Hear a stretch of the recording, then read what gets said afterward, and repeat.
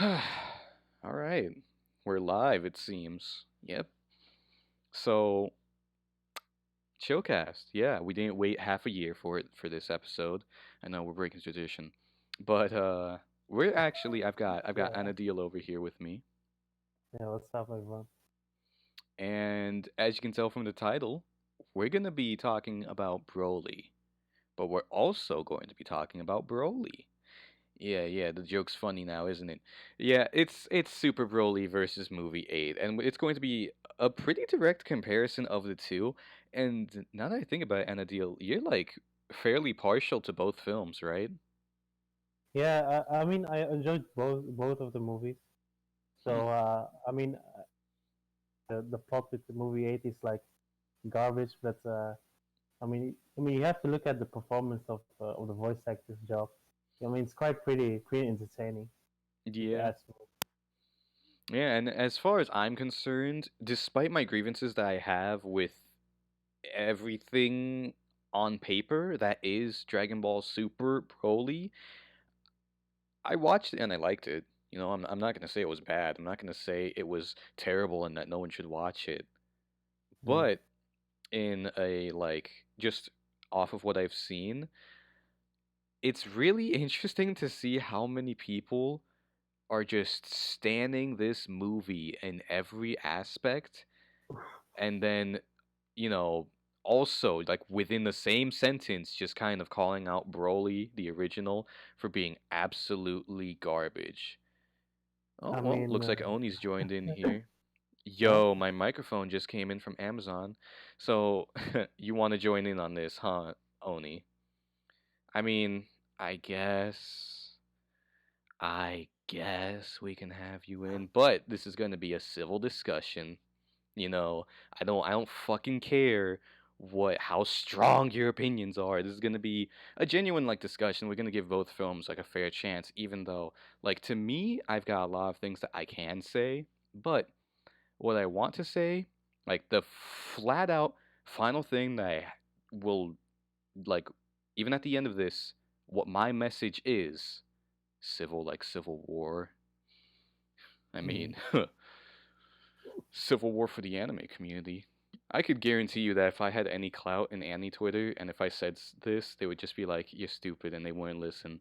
But my genuine, absolute final message that will probably never change is that movie 8 for Dragon Ball Z, Broly, the legendary Super Saiyan, is Mm. underrated, and Dragon Ball Super Broly is overrated.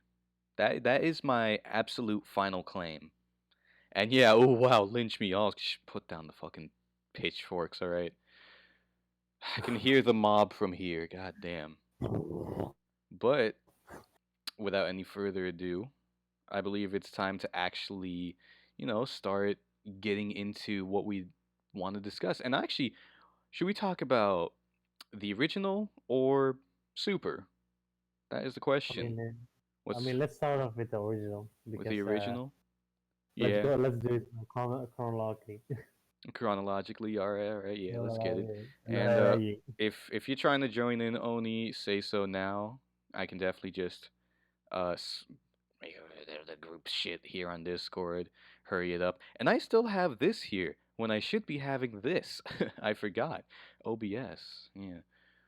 I just thought it was like a radio show or something. But I actually do have a nice little picture that I've drawn that I'm going to be using for some reviews. I've actually, here's one thing I will say. No matter how hard I start criticizing Super Broly, I, it's not bad. I enjoyed it. I don't Mm. dislike the film. I If mean, I did, yeah. then I wouldn't have drawn as many pictures as I already have for the mere purpose of my eventual review. All right, so I you're gonna mean, come in when you're it's plugging your mic. In that I case, mean, then, yeah. What was you saying, I mean, Anil? I mean, it's the thing with criticism. Like, if you start like bashing something, like the first thing that people think is like usually like, oh, yeah, oh, you probably hate it, but it's usually the opposite. You actually liked it. Yeah, If you didn't like it, exactly. you didn't want to talk about it. It's why, like, that's why I'm so critical of Dragon Ball Super, because DBZ is just my favorite thing ever. And I mean, then same with me. Super is just Not my favorite thing ever. We can get into that another time, if ever. But since Oni's gonna be joining us, let me look at where the fuck is it. It's over here. Hold on, maybe it was a group chat. Uh, yeah, yeah, yeah. Actually, you know what? I'll just make a new group chat Mhm. because it's going to be. Let me find to start the conversation. All right, let me get you up in here, and then we'll be adding this doofus. And so yeah, Mm. we're just gonna transfer this call real quick.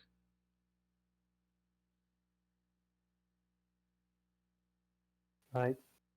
Hey, you know, I'll Yep. just drop the information in there as well.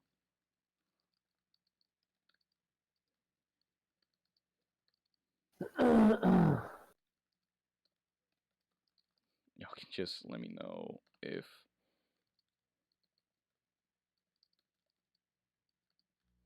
And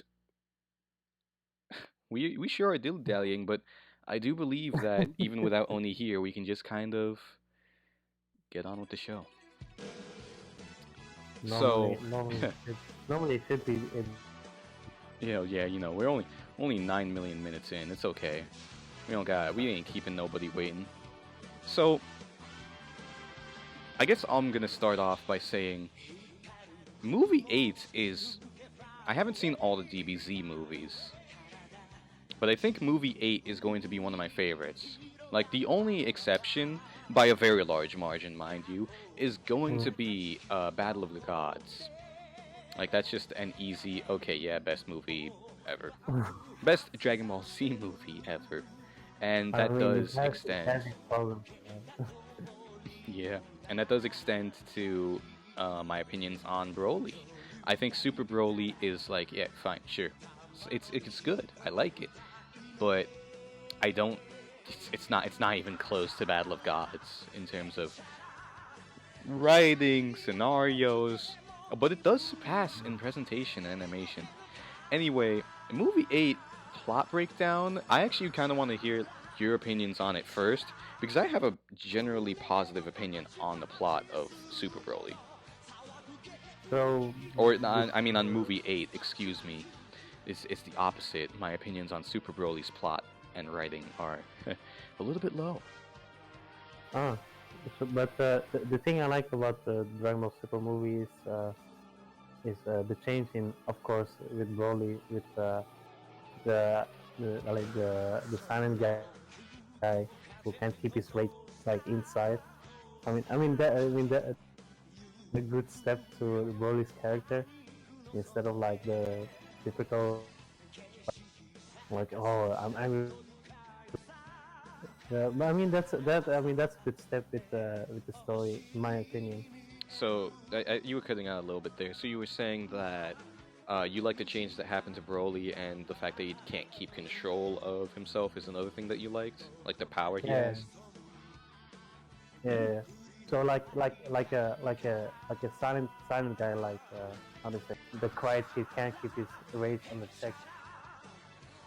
Interesting. Yeah, for me, you know what? I can definitely talk about that when we start going more into Super Broly. But for the plot of movie 8, what do you think? If that was, unless that was already what you were talking about, I might be Mm, crazy. I don't know, like with movie eight. Wait, time when I watch movie eight, so bear with me. Um, I mean, one thing I liked about movie eight Broly, that everyone keeps saying like, yeah, the only thing he says is Kakarot, but he has like clever lines, like Yeah, if I remember he's actually correctly. got quite some nice quotes, and that's the thing. I blame the games for just like uh fucking up his portrayal. Because in Burst Limit, he does not say one thing that is not Kakarot. All of his drama pieces, all of his like maybe there's a move that activates some voice line, but as far as I can tell, he literally is just there like Kakarot, Kakarot. Like, come on now. He's got some of the best lines in the whole series. You really gonna deny me that pleasure of listening to them? Yeah, I mean, it's kind of repetitive over and over again. But I mean, I still remember like quotes like you Kakarot will be the first survived victim. Like, I mean, that's a pretty cool line. I can't lie. Oh yeah, I love the fucking shit that he says. He'll just go like, I mean, here's the thing. Someone, someone, Oni, told me that Funimation changed the voice lines and like basically the script for Broly, movie 8, to try and make him sound edgier and cooler. But I watched it in sub, which first off, I I recommend it. Even though the audio quality is kind of terrible, if you watch movie 8 Broly, if you watch movie 8 subbed, not only do you get better dialogue and very subtle but extremely nice nods and consistent writing, you get just like a overall far better experience. It's so much more entertaining when you watch it in the Japanese dub with subtitles or whatever, because it's Funimation reworked the script to try and make it like it's very slight. You know, they don't change like most of the quotes, but there are just certain lines, like one-off things that get referenced later on, or that portray a character better with the expression that they have in the animation or whatever. Mhm. And it's just so much better in the sub given that context. The whole package was built for Japanese, while they couldn't adapt it as easily back then when Funimation was still pretty new with movie 8. So you get some lines where Vegeta is just like, "Oh, so you came along with me? I don't remember seeing you on the guest list." Which, you know, fine, decent. It definitely displays his animosity that he still has towards Goku when when he sees Yeah. him there in the palace or whatever. But there was one particular line, or rather that particular line in the sub. He's like, Kakarot, so you've come here to help. So you've come here for me to kill you after I deal with this Saiyan. You know, referring to the legendary Super Saiyan, which ain't nobody knows at this point. Yeah. Half the movie is basically a mystery movie, except it's not. It's not like a mystery movie, but because the clues are so obvious. But the way that the characters handle it is definitely a lot more like a mystery, and it's fairly appropriate. But yeah, there are just certain one-off quotes and things that make the sub feel more nuanced and accurate. And one thing in particular is that Broly's personality is just conveyed a lot better in subs. One thing that he does, like when he first transforms into legendary Super Saiyan, I will be the first to say, when he is under the influence of that technology to suppress his power from Paragus, you know, he got the slaves and he was like, "Hey, scientist, make me something to fucking control my son, all right?" It's basically mind control. It's not really, you know, they won't say it's mind control. It's basically mind control. So when Broly's being mind controlled, he is understandably doldrum, personalityless. He has nothing to offer aside from the most basic of sentences. Almost like he's socially inept. Almost like he's just like not able to speak properly. Except it's from interference, from technology that is shielding his personality from showing. You know, it's not like he just lacks it. Super. But yeah, when he first transforms into the big old green jolly giant, he's going after Gohan first. Actually, you know, there he is, just Kakarot, Kakarot, and then, oh hey Gohan, just goes after him, beats his fucking ass, or at least tries to, and then Goku is just trying to protect Gohan. And this is like just a small little conflict where Paragus explains his plan, or at least his goals, and describes what Broly is actually like. And I just want to kind of quickly get into the fact that once he notices that Goku is just running away, Broly just swoops, he just like flips a little ki blast into a crater where a bunch of the slaves are working. Ooh. And also, I should probably mention that this is going to be spoilers if you haven't seen either of these films. I personally recommend it. It's hard to not be spoiled with movie 8, obviously, but it's still a good watch. Again, in sub, it's a What, little bit better, and wait, the dub what movie were you performances are talking about? good too. What were you saying? Oh, What movie hey. were you talking about? Here, say that again. Mic seems to be a little bit fuzzy. Might be the volume. Oh wait, you were saying no spoiler to other film. You were saying? Oh Or... yeah, no. Just that we are going full wow. spoilers. That's all. Ah, okay. And hey, looks like Oni's here. Yay! I am very enthused and not being sarcastic. So, yeah. What I was going on about was that Broly just whips a ki blast into the slave pit, basically, and we get this nice little dramatic shot. Oh, you able to hear us now, Oni? I see you just trying to exist. I heard a little quiet bit, if that's what you were about to ask, a little bit of your voice. But yeah, Broly whips the ki blast. We get this nice like paintings that kind of show the suffering slaves just being vaporized. It's not. It's very appropriate considering the technology that they had at the time. It was just an entertaining shot, super entertaining. And Broly is just like, in the dub, he says, "Running away or not, I'll just destroy the entire planet." But in the sub, he specifically uses that as leverage and leeway. He says, "If you're going to keep on running away, then I'm going to destroy the whole planet." And then Goku is just like, "Ah, shit. I can't stay back and assess his power. I can't keep on trying to get my foot in. I can't try and analyze the situation. I have to engage." Instead of it being just like, "Oh no, he's a monster, but I'm a hero, and I'm going to stop him from destroying the planet."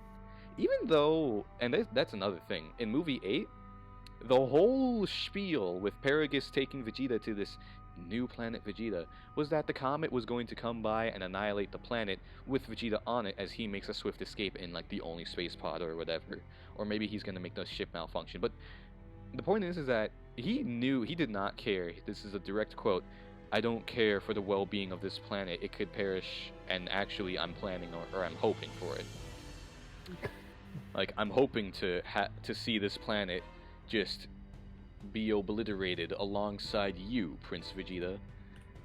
And Oh, in the dub, when Broly is losing control and about to transform into the Berserk mode that is the legendary Super Saiyan state, in the dub he's like, "No, Broly, stop! You're going to destroy the planet!"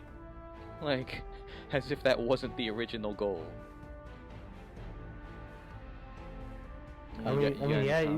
Now you're saying about it, it kind of makes sense with yeah. You brought Goku, the rest of the gang, like into a whole new planet. Like, and your son is also there. Like, have you not seen the aftermath? Yeah.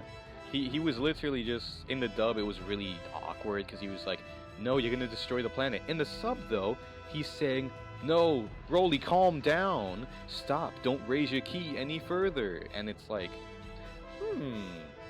interesting. It's almost like he wants to keep Broly under wraps so that he can try and control him, because he is still using the mind control. And that's the main thing. He wanted to keep Broly under wraps so that he didn't go absolutely berserk and just become a hazard to him. That's what Paragus didn't want. He didn't want Broly to become a hazard to him. And there's some like nice more writing, but yeah, just overall the sub has more accurate lines that depict the situations and characters better. Vegeta is a little bit. Vegeta actually is a controversial point in this film, in movie 8. That is one thing that, like, if you ask anyone, "Hey, what do you think of Vegeta in this movie?" He's just a baby. He didn't do anything. He was just sitting there crying about the legendary Super Saiyan.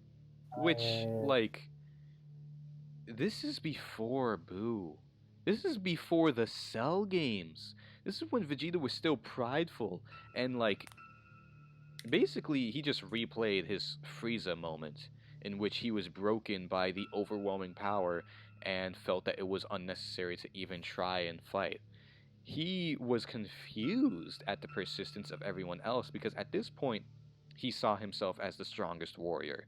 He didn't look at Gohan and say, "Oh, sure, he's gonna be the one that's going to beat Cell." He didn't fucking think that. He didn't look at Goku and think, "Oh, sure, that's the clown that surpasses me." No, he didn't. He thought he was going to be the one to save the world, even though um, his Final Flash didn't work on Cell. There's no doubt in my mind that Vegeta was still conceited enough to believe that he was the strongest warrior, and was going to just try harder during the Cell games. I forget if he actually specifically trained, but yeah, chronologically the movie takes place just like I guess the week before the Cell games. It's within that time frame. But yeah, he was still basically the emotionally fragile man, because he had such a gigantic ego, you know? He was a royal prince, he had his rites of passage and all that shit. Yeah, he thought he was the strongest. But yeah, when Broly literally just didn't even blink, he did not notice Vegeta's two pretty powerful attacks, you know, the iconic Vegeta kick, trademarked. And his blast that Goku was just like, "Yo, whoa, slow your roll," and he dodged out of the way. I just barely heard you, Oni. I'm not even gonna lie. I did not even hear you. How about now? That's Yeah, better. no. How about now? That's a little bit loud. Like, okay, yeah. But yeah. I guess just to quickly finish off my general thoughts, because I can actually break down the entire movie, but then what's the point of a review? I think that movie 8 is pretty charming. Paragus' plans are interesting, because the movie has good direction. That's one thing. If you don't like Broly's motivation, that's whatever. I love it. I love the idea of such a silly motivation being taken so seriously, because that is quite literally what makes me adore Beerus going crazy over pudding. He was just out here because he had a dream about some Super Saiyan god. Like, okay, yeah, sure. This guy, this purple cat, was just going around the universe threatening to destroy stuff because actually, no, he wasn't even threatening to destroy anything in Battle of Gods. He was just like, I'm trying to find a Super Saiyan God. Have you heard of it? I mean, I'm a Super Saiyan, and there's 2, and there's 3, but then there's also Grade 2 and Grade 3, which are different. They're actually weaker than Super Saiyan 2, you know, all that shit. But, power levels. When Beerus got absolutely ballistic over pudding, especially over the way that it was taken from him, just Boo was just he just slaps his tongue over all of it and then vacuums it into his goddamn gut. He was just greedy, and then Beerus was just like, unbelievable. He didn't care about the disrespect, mind you. He was mad about the pudding, because what happened? What happened? Pudding, yeah. What happened when he rocked Vegeta's shit? Well, Vegeta rocked his shit for a little bit, but then he rocked Vegeta's shit. He was like, all I wanted to do was find this Super Saiyan God, but now I can't even find out what this delicacy pudding would taste like. He wasn't even mad about not finding a Super Saiyan God, or the disrespect. No, he was mad about pudding. That was it. And that's brilliant. It was taken That's so Akira seriously. Toriyama for you. Exactly. I love that subversion of expectations. Ever since day one, you had Goku, who was just, hey, here's small fat boy. Oh wait, he can lift up a giant rock and crush it. Like Dragon Ball GT ruined Fat Boy Goku. I guess it makes sense that he would be buff, because the Dragon Wish was just make Goku young again, a child again. But it wasn't like revert his body. Probably some genie shenanigans with like the specificity. But what's with the thing in GT when Goku got like a Goku GT got like a 10? Like yeah, that was I think I don't know. Maybe it was just because people saw like was Goku even that tan by the end of Z? Mm, See, in the movie The Path of Power, which is like a reimagining of Of a Dragon Ball scene or like a yeah, Dragon Ball arc.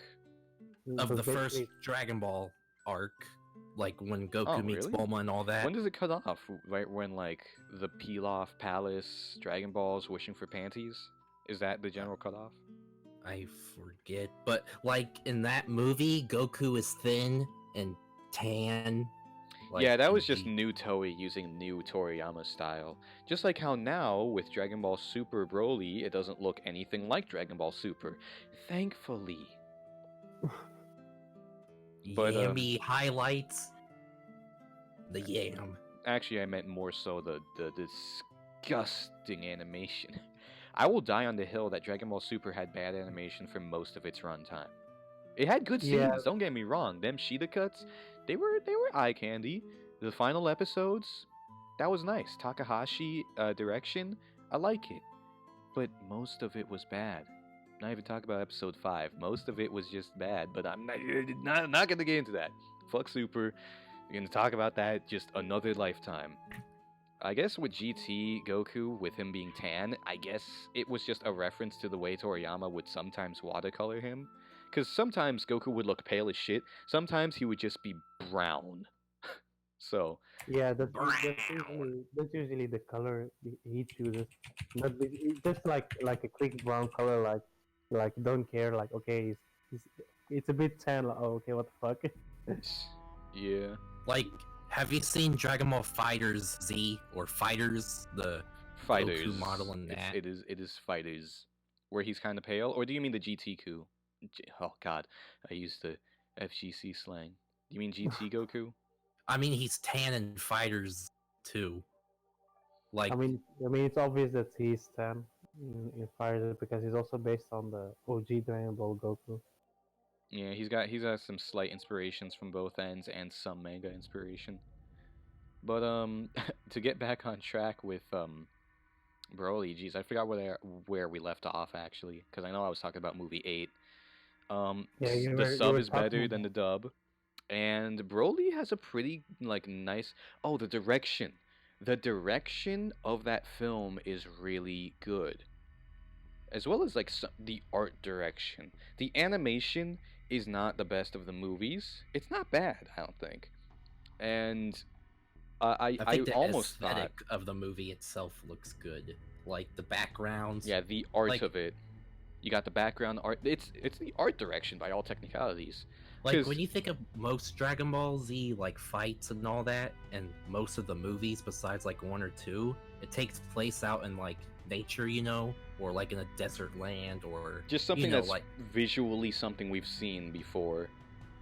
And then with Broly, you're in like a abandoned, desolate city. Yeah, the ruins of the city that Broly actually terrorized in that film. There's just like a lot of little things that I think the sub helps make more apparent, or that the dub just contextually up. removes, yeah, in the movie.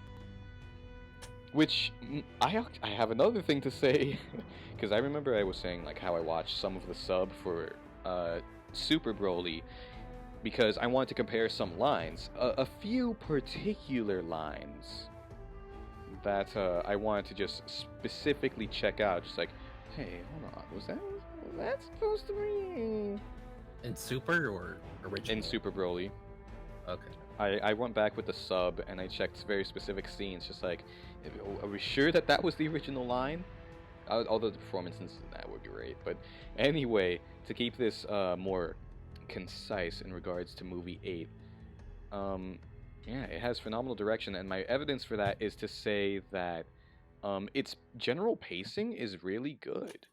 It doesn't get into the action, but it's not an action fest. Yeah, Broly comes in at like the 40-minute mark, and then the movie is just kind of focusing around action at that point. But Broly was the tension. Whoever this legendary Super Saiyan was, that was like supposed to be the tension, and how he would interact with Goku and Vegeta, how he would change them, and like what methods, like what would happen with Broly was the point of the film, basically. And I don't know. Oh, I forget I actually have a new headset. Just the microphone actually right here next to me.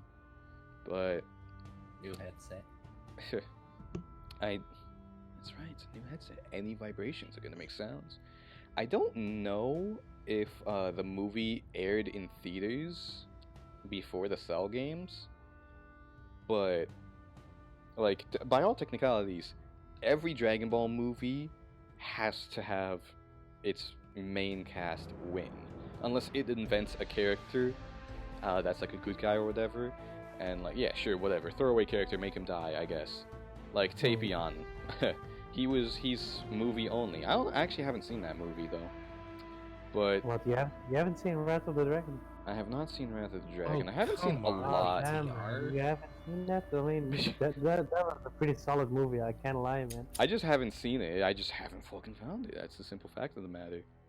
I can help you find it because I am the master of finding everything. Um, ew. Yeah. Well, one thing that I haven't seen a lot of the movies, but the one thing that I can say, that really works well with movie 8 is that the general direction and pacing, and like any criticism regarding the plot is that movie 8 doesn't have a lot of room to work with.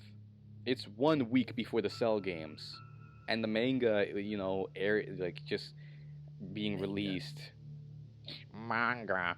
Excuse me, I have to say it the proper weeaboo way. The fucking manga, because it's anime and manga. It's fucking English shit, alright? Stop. Manga and anime, alright? No. Okay, go Sounds on. like sounds like you're speaking Dutch to me. But what was I going on about? The movie didn't have a lot of room to work with. Movie 8 has to stay confined to specific characters surviving, specific events occurring. They can do whatever they want with the characters that they create and introduce and utilize, but it's non-canon. They can't do a lot of things. They can't make like Goku die. So if anyone's just like, oh, there's like no stakes or whatever, I say okay, but also none of the DBZ movies have stakes. Like, oh, what's gonna happen when Goku fights Janemba? All hell's gonna break loose, except, the end of Z happens. So it's like, I just hope that the next Dragon Ball property thing takes place after Z. So, like, we kind of. Like, because Dragon Ball Super takes place in that 10-year. yeah, skip in between period. the end of Z and after Majin Buu. Because, at the end of Z, they can always have Goku turn Super Saiyan Blue with Oob. Now. Yeah. Yeah, I was Get me wondering started. when they. Where's When, yeah, yeah. Now that you're thinking about it, yeah, when are about Oob and Goku? Because Yeah. it was hinted in the Dragon Ball, like a few panels, if I remember correctly. Yeah, at the end of the manga, he's just there for a couple things, and then that's it. Yeah, yeah, like then they was like hinting about Oob, and then yeah, then it was forgotten. Like then the new villain popped out like Morio. The ram-looking thing. Yeah, what was the villain name again? Oh, His isn't name? that in the Super manga? Yeah, Manga? the manga. Yeah, Manga. Mongoose. Listen, manga is literally mango in Portuguese. I'm not gonna say mangoes, all right? Every time I want to say, oh, look at the mangoes. Ah, shit. Like, come on. But I think it's in Spanish too. Whatever. We're not Moro. doing no food tier list. That was last time. His name is Moro. yeah, Moro, yeah. Mortal. Well, anyhow. Okay. I just had to look at something. Anyhow, most of the movies don't have any room to work with. if you have a favorite DBZ movie pre Battle of Gods, you know, a non-canon movie, then look at that movie and say, what are the stakes? And if that's criticism also applies to Broly, then, or rather, if your criticisms to movie 8 Broly apply to any of your other movies, then that's just a consequence of them being non-canon entries into the franchise. Like, what are the stakes of Slug, okay? Like, oh, he's going to consume the Earth's life. Ah, dude, we can't have that happen. If the Earth dies, then where's Goku gonna live? Man, if I only there love was that. something that, like, showed that that didn't happen. Like, an entire saga, or 8 of them.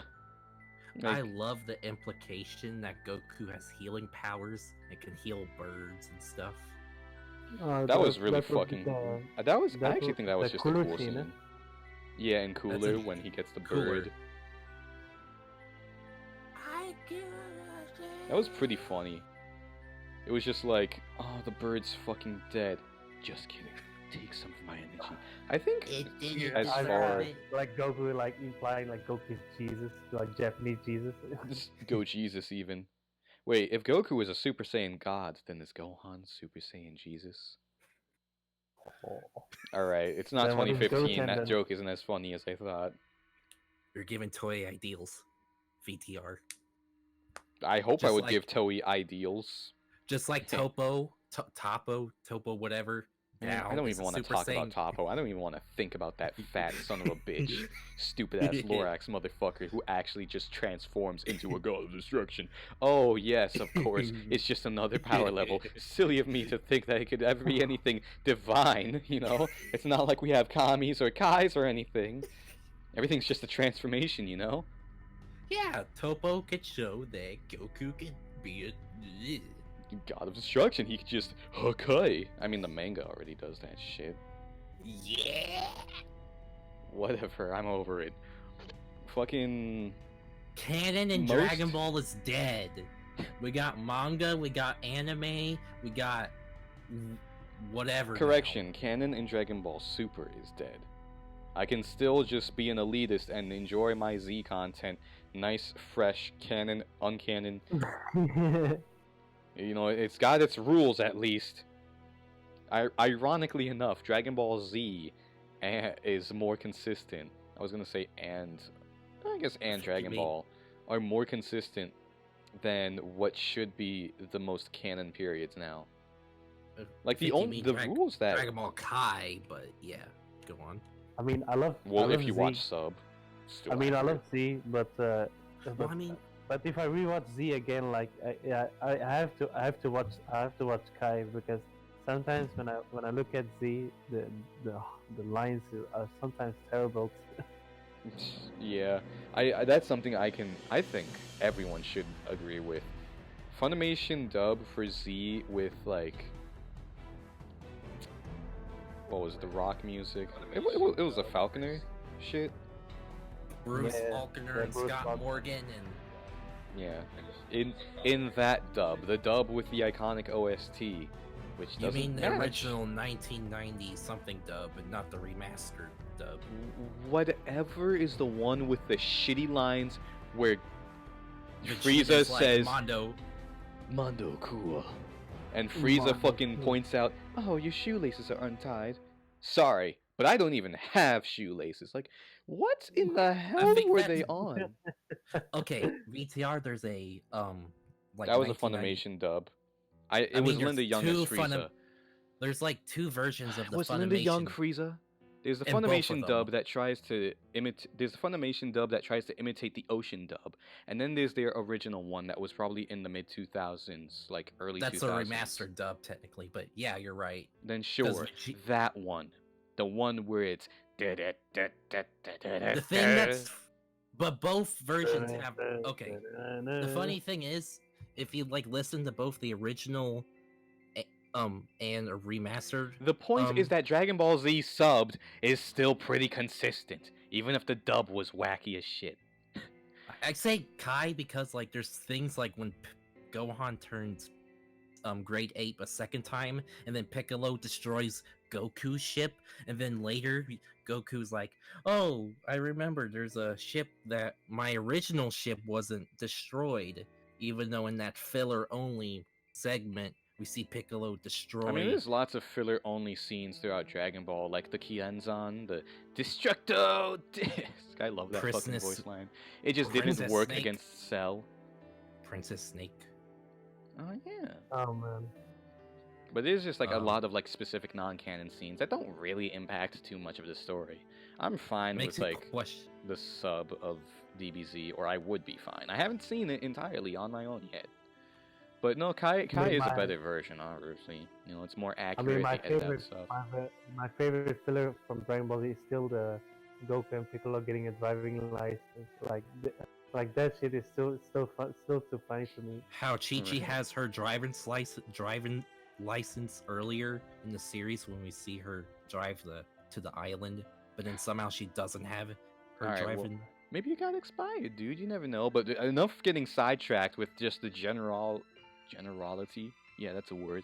Enough Chi-Chi getting spent- sidetracked with just the existence of Dragon Ball. Back to movie 8. I think I've said a decent amount. You know, I think its direction is very good. I think its art direction is pretty nice. I think its animation is, it's like good. Cause I'm not gonna say, oh, it's old. It looks good. No, that's like It's stuff can classic. still look. Man, the animation from movie 8 is like still crisp, even like Yeah, the, even in like, comparison to how it is it now. has like a lot of like screenshots. Like I can take like a lot of screenshots and put it as my background.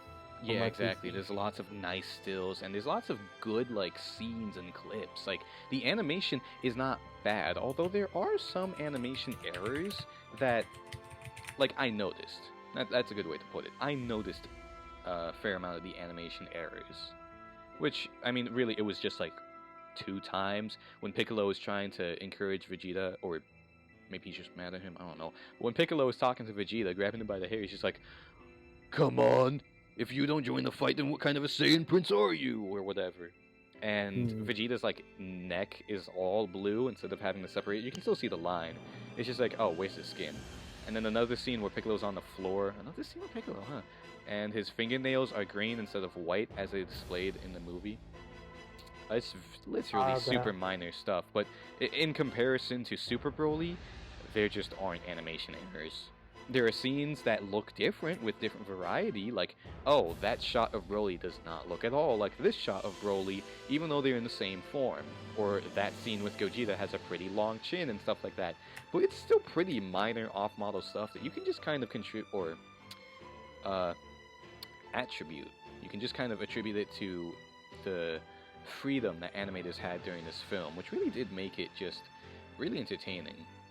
Like, visually, it's hard to say that Super Broly isn't phenomenal. It's hard to say that Super Broly isn't the better animation showcase, but that's why I'm making a case for the animation and the art direction of the original. Because you still have some variance here and there with like the consistency and quality, but like in comparison to what Super Broly does, it's basically the same thing. There are like a couple animation errors as opposed to the absolute lack of animation errors in Super Broly, which has an entire half hour of extra just movie to showcase. But yeah, just to like make a point, the fact that I am reluctant to just say, "Oh yeah, Super Broly is a clean sweep winner in the animation department, in the presentation department," that says something. You know, that means that the original did something right. It did something cool. That should be taken note of. Yeah. But yeah, if you guys have any comments regarding, I could go on about the story and I'll break down the whole movie, but I'm not trying to make this thing last for 90 years. So what are your guys' thoughts on movie 8? And it can be as harsh or whatever. You know, this is supposed to be a discussion, so. Anadil, you can go first, my man. Like one thing I noticed with the comparison with both of the movies, like how they treated the Paragus death. Like okay, with movie 8, Yeah, Broly, Broly threw Pegasus, like first crushed the Saiyan pod yeah, while he was like yeah. trying to escape alone. I love that scene actually. It really paints a good ass picture of how Broly, just his personality. That's something that I think that, like, there's good direction, there's good. I think the screenplay, like this, whoever wrote the script to movie 8 Broly, that should also be just. It should be noted how good it was, because Broly is very distinct. People say he's Murder's Monster. No, we've already established that he has a personality in movie 8, and Super Broly, he has like the markings of characteristics, but he doesn't have a personality. I can't really describe Broly aside, Super Broly aside from angry boy, you know? Yeah, I mean, the one thing with I kind of dislike with Broly, like in the new movie, yeah. Super Broly. Yeah, Super Broly is like, he's my dad because yeah, he's my dad. Yeah, he's just That's like, you shouldn't say bad things about my father. like, bruh, like, have you not seen the way he treats you, like, like, bruh? That was also something that I was just like not fond of, because it seemed like a dissonance for any arguments that you could make in favor of Broly just loving his father. Broly, as a baby, was outcasted to another planet. He does not understand certain concepts, so therefore it would make no sense for him and his peaceful life to be seen as him suffering. Even though he's never had water and he's only eaten like bugs. Look at how many animals are like that. Like, wild animals, he was just a Saiyan in the wild. And You never Saiyans aren't drank exactly water the most before? civilized creatures. Yeah, no. Super Broly has never drinking water until Chilai gave him some. He's like, Chilai, yeah. I say with the L. I mean, she's. I'll get into what I think of her. You But- better not hurt the grape waifu. Bitch, I'll drop kick her. The olive waifu, you cannot hurt her. The stupid ass walking grape. Stop. Bad. She was something, I guess. That's my best way to describe it without getting into it immediately. She was something, Admittedly, I guess. She's a MacGuffin. I mean, the fact her ass MacGuffin's has good more way. screen time is like, bruh. Oh, we need something to calm Broly down. Oh, how about we do Grape Girl? That's a good MacGuffin. The Broly power needs of- Broly needs someone who's his friend. Let's make it a Goryl. Not just any Goryl, a small one. Who's like at the perfect height for sucking his dick while standing up. Hey, okay. You're acting like your hentai hasn't already done it. What are you talking? I know you've already fucking looked at. I know you've already looked at all the We're fucking talking Chilai about hentai. movie 8, not this. Whatever. Point being is that Chilai rather contrived. She was something, I guess. That's all I'm gonna say for it for now, because we're still talking about movie 8. Yeah. And in regards to movie 8, Can we and talk deal, about- you were talking about. You think you done with your thoughts? Or you got anything else to say? Oh, Oh, you were talking to me? yeah. If you got anything else to say, or I think you mean, got. one thing with Dragon Ball Super is with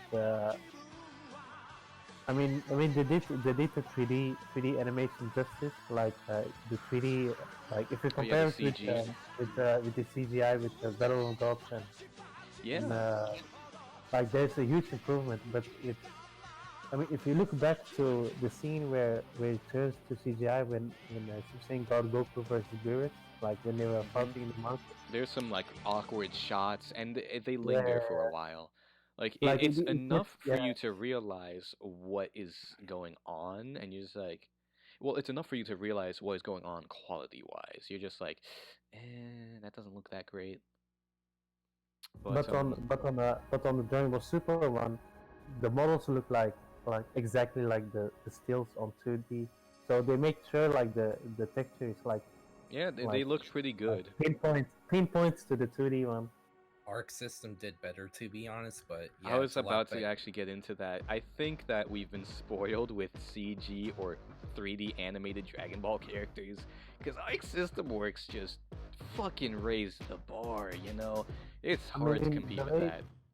the way our system does is like the use of like you see like the way they do like for example Father Son Kamehameha of Tingo on Ultimate, like sometimes the hand like gets like is like super large or like make a Yeah, 360 with the way that angle. they foreshorten it, they actually just like change Yeah. the model size. Like, Yeah, they literally make like the arm like fucking huge. yeah, like for Piccolo's light grenade, if you take the camera to the side, his arms are just fucking huge. The same thing with Gohan's father son Kamehameha.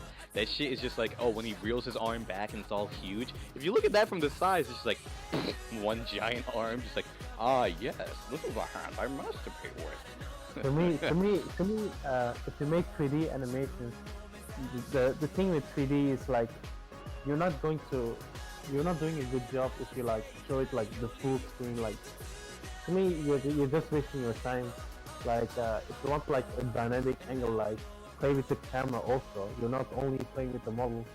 You Yeah. have to you have to also pay attention to the camera angles. Like Yeah, that's like the biggest benefit of CG. Which, like, when to go back to Battle of Gods, they use CG environments, which I think look really good. They are appropriate. They managed to go like pretty well with the style of animation that they're using. Everything feels fluid, and they're so dynamic with the camera because they're using those CG backgrounds. The most like complex 2D backgrounds with insane camera movements that I've seen or obviously when you animate the actual background itself, like in Dragon Ball Z when they do it sometimes. And like the only other example that I can think of that wouldn't require like mass amounts of labor, like frame by frame. All right, is this detail the same? Oh, we gotta extend this for the next 20 seconds? Jesus Christ.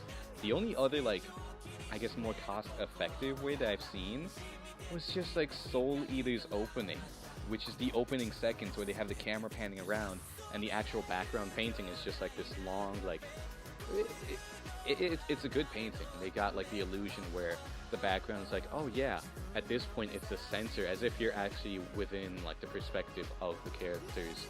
The background is painted in a way where you can pan the camera across it and it looks convincingly like a real location. It has a real sense of space because of the way that they play around with the perspective of that background.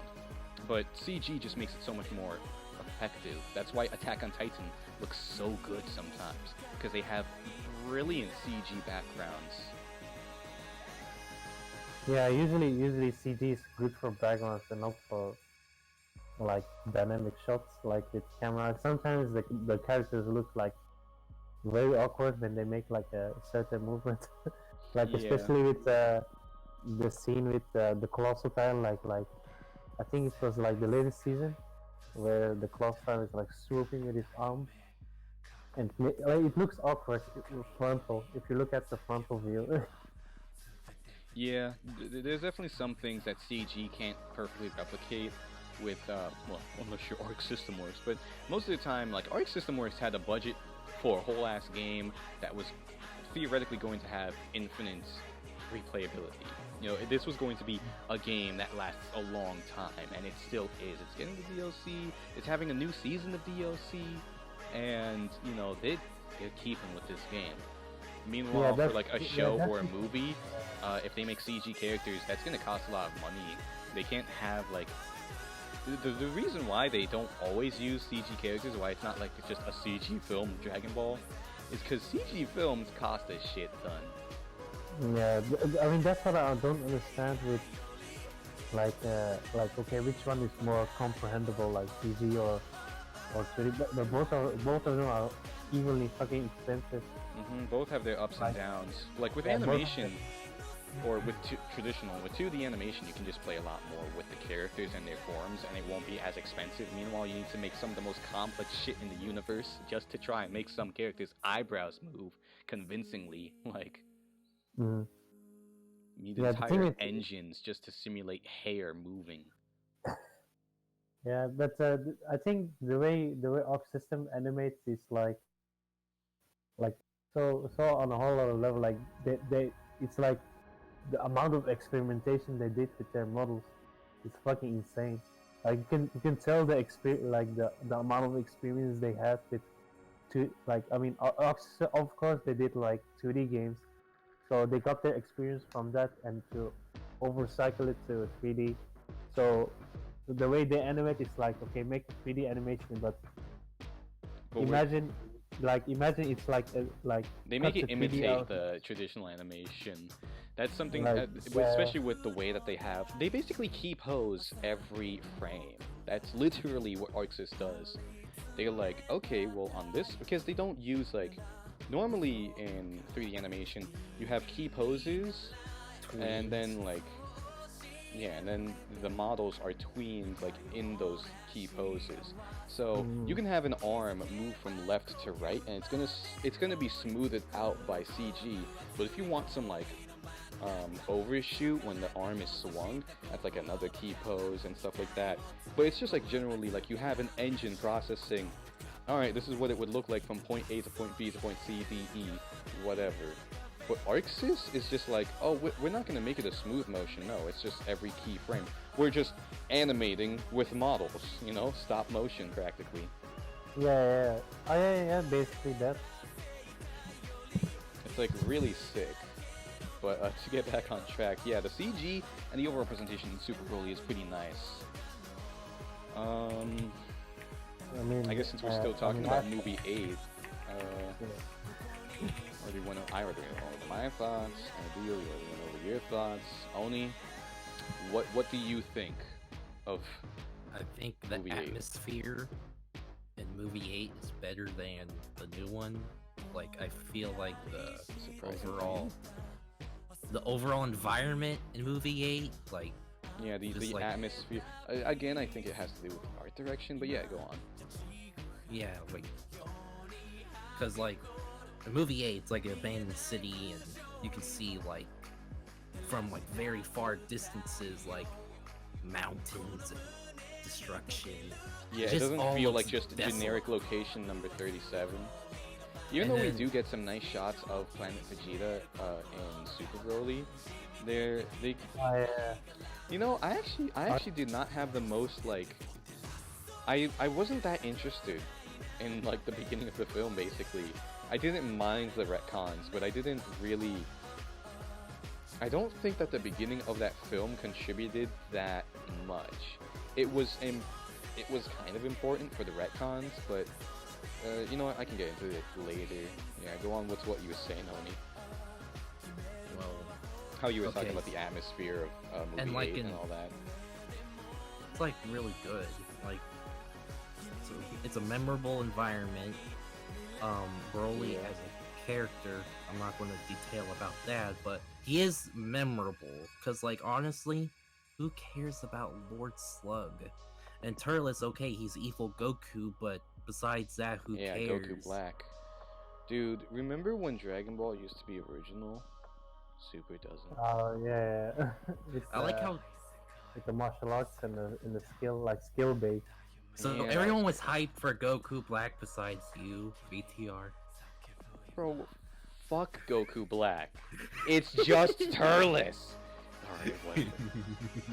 I mean, if to be honest, like Goku Black was way more interesting than Zamasu because with I Goku think Black, that he they had, dropped like, the ball. potential. With, yeah, He had potential, yeah.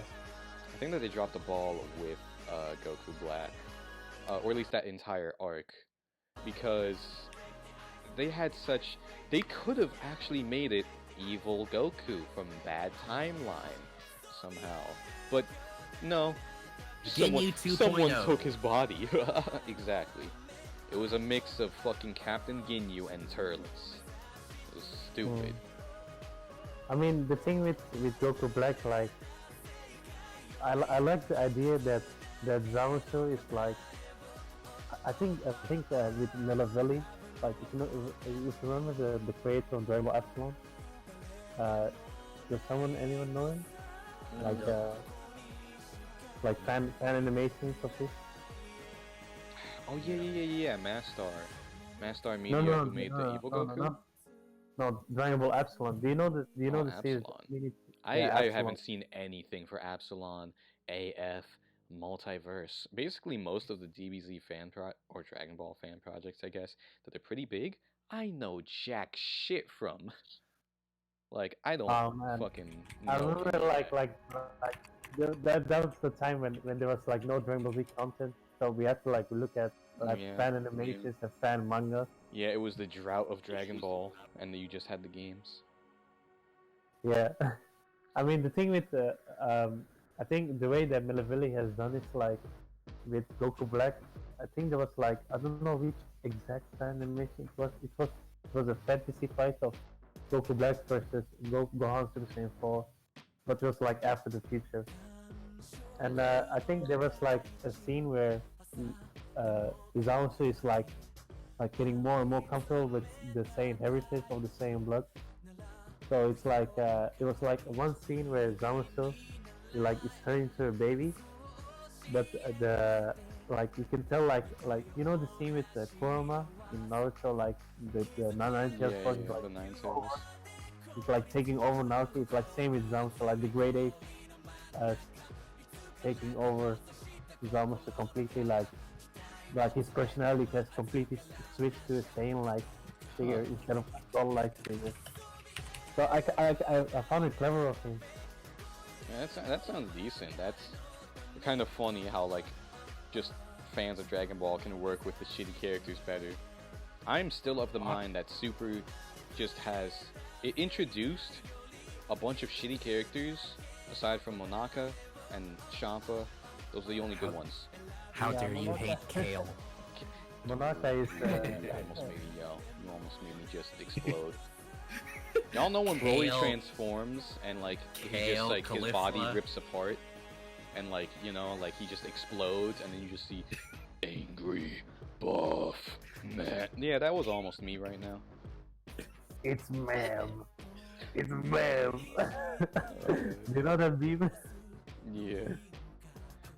Oh, God. Monster, no. I am a ma'am. It's Kakarot. It's ma'am. Alright. So, and don't. I guess we were still going on about. I literally my brain is a little bit scattered. I just almost like replied to no one. But yeah, Oni, you were talking about your thoughts on movie 8, and something I just kind of wanted to chime in is feel free to criticize them, like either one, because Lord knows that I'm going to lay it on when we get to Dragon Ball Super. And I just don't have many complaints about movie 8 because to me, my perspective of movie 8 is it's a big old filler episode. It's a big nice filler special filler episode.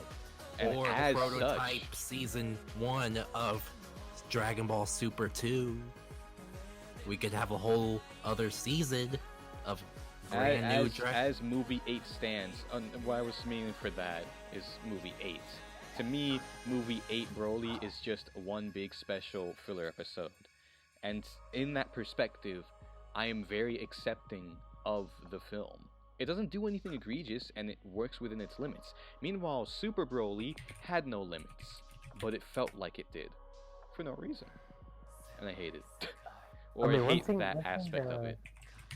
One thing I didn't understand with the movie 8 is like I don't understand why Broly doesn't hate Vegeta, not Goku, because Vegeta is the one like fucked his life over. Technically, yeah, you have that whole like, oh, well, see, it was Vegeta's dad that ordered to kill you, Broly, but I think there's actually some really like nice, subtle writing and direction within the film. Because first off, the general pacing of the film is that Broly's backstory basically gets like worked in halfway, or yeah, appropriately worked in halfway into the film. Paragus starts to like think and explain, oh yes, Broly was like this, and these are the events that happened. Clearly, he was just a super strong baby that could have been a threat to the Saiyans at large. So King Vegeta said, just kill it! Kill the whiny brats! And then Paragus was like, no, please! Please don't do it! He could be a great warrior! And it's like, He's a menace, he's a danger. And you can die along with him. And then this really visually striking shot. You have You like wanna the know something camera like interesting? zoomed out. Yeah, what? Just Oh, interrupt me. where everything is black, Yeah. where Paragus Yeah. like shot. Paragus is being held by the goons. And If you look at King Vegeta just shoots him with a thing nice is- blast. the thing is, if you look at the chat for a second, what I linked is like it's a Japanese broadcast. It's like 15 seconds long that took place after a Dragon Ball Z episode. That's literally just like a mini trailer for movie 8. And it's like advertising it as kind of like an episode. The movie 8. I mean, the first second starts with Goku like with his weird ass eyes.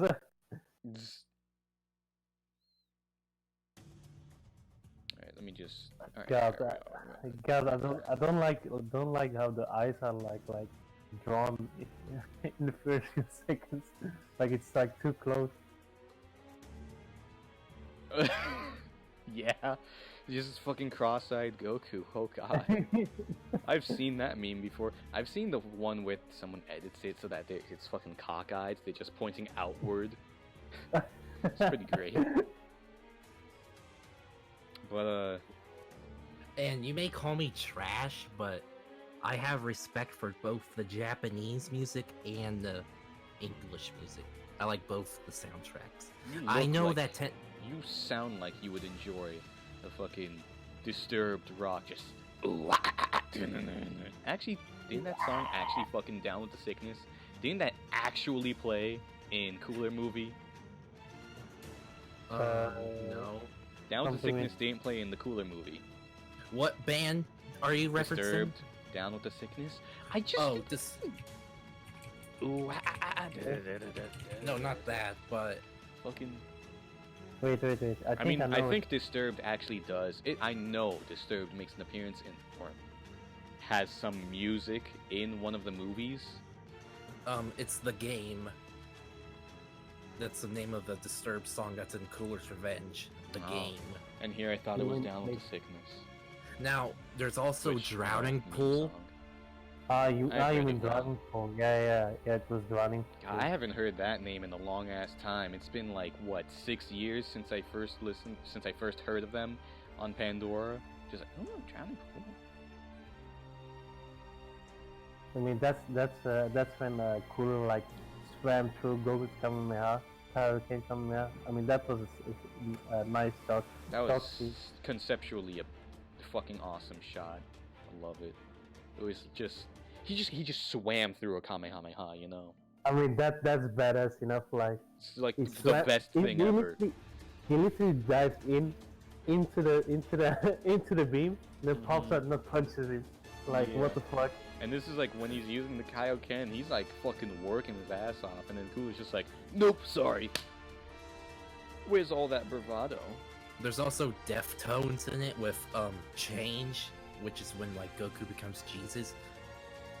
And ironically, in the comments of like the music of the video of Change, like you know, it doesn't have like a Dragon Ball Z. It's Yeah, just like the actual album. The actual It's like- song. It's like people commenting on how like they did the thing during this song, and there's like other people who's like, oh, this is Goku's song and this and that. So we got like half people that's like, this is the love. Just like anything that's ever featured in JoJo, you have a fan base that's split in half. The people who actually like the music, and the people who are there because it was in an anime that they watched. I still can't look in the roundabout comments without seeing at least one, you're all just here for JoJo, aren't you? I made this girl change with this song. Yeah. Now that I go to like another one, but that's like one of Green's songs. Like if I go to the comments, it's like fucking JoJo. Like yeah, you know you're here for JoJo.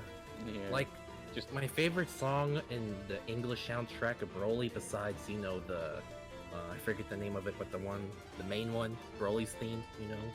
no, I don't, because I don't like the English soundtrack of rock music.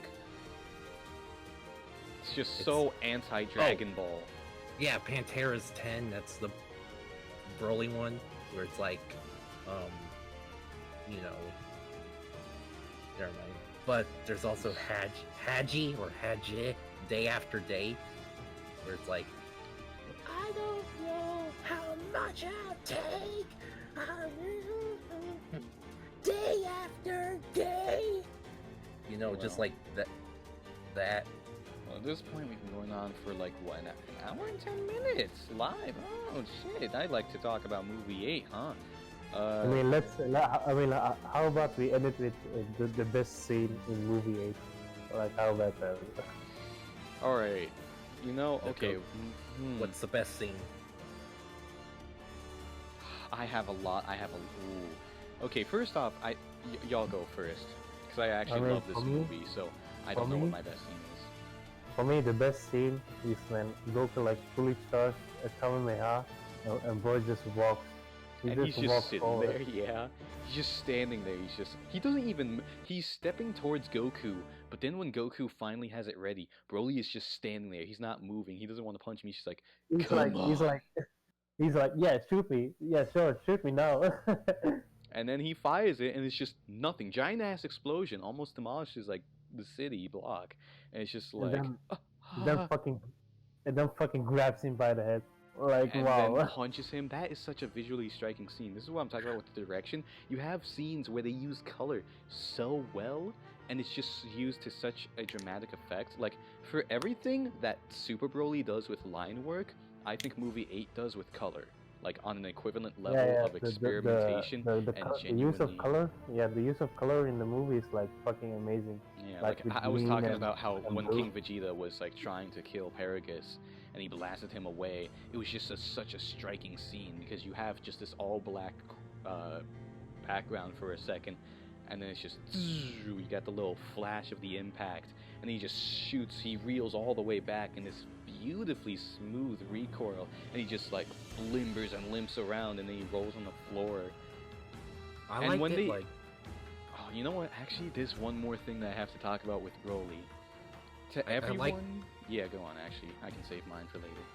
I liked it like when Broly like punched Goku like really hard, And but like before Goku's you face was glass and it shatters.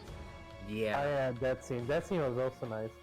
And there was another one where like Broly again pushes him really hard, but cuts away, and you kind of like see like the the ground or background where Mhm. Vegeta is, and you can like see the whole like background shape like as I think that was After he- within the same. Oh shit! I think that was within the same like sequence when Broly picks Yeah. up Goku and then hurts him. but you The don't like classic actually gigantic see him. camera. Yeah, you You don't don't see actually see- Goku get hit. You just hear the explosion of the fist hitting And his he's- stomach. And Oh, Just yeah. a shock wave back- ruptures the ground. Oh yeah, another good scene is when Broly like used Goku as a trampoline. Yeah. Like, fuck's sake. And it's Fuck's just sake, they how don't heavy. you don't How even see heavy him he stepping was. on him, but it's just so much sound.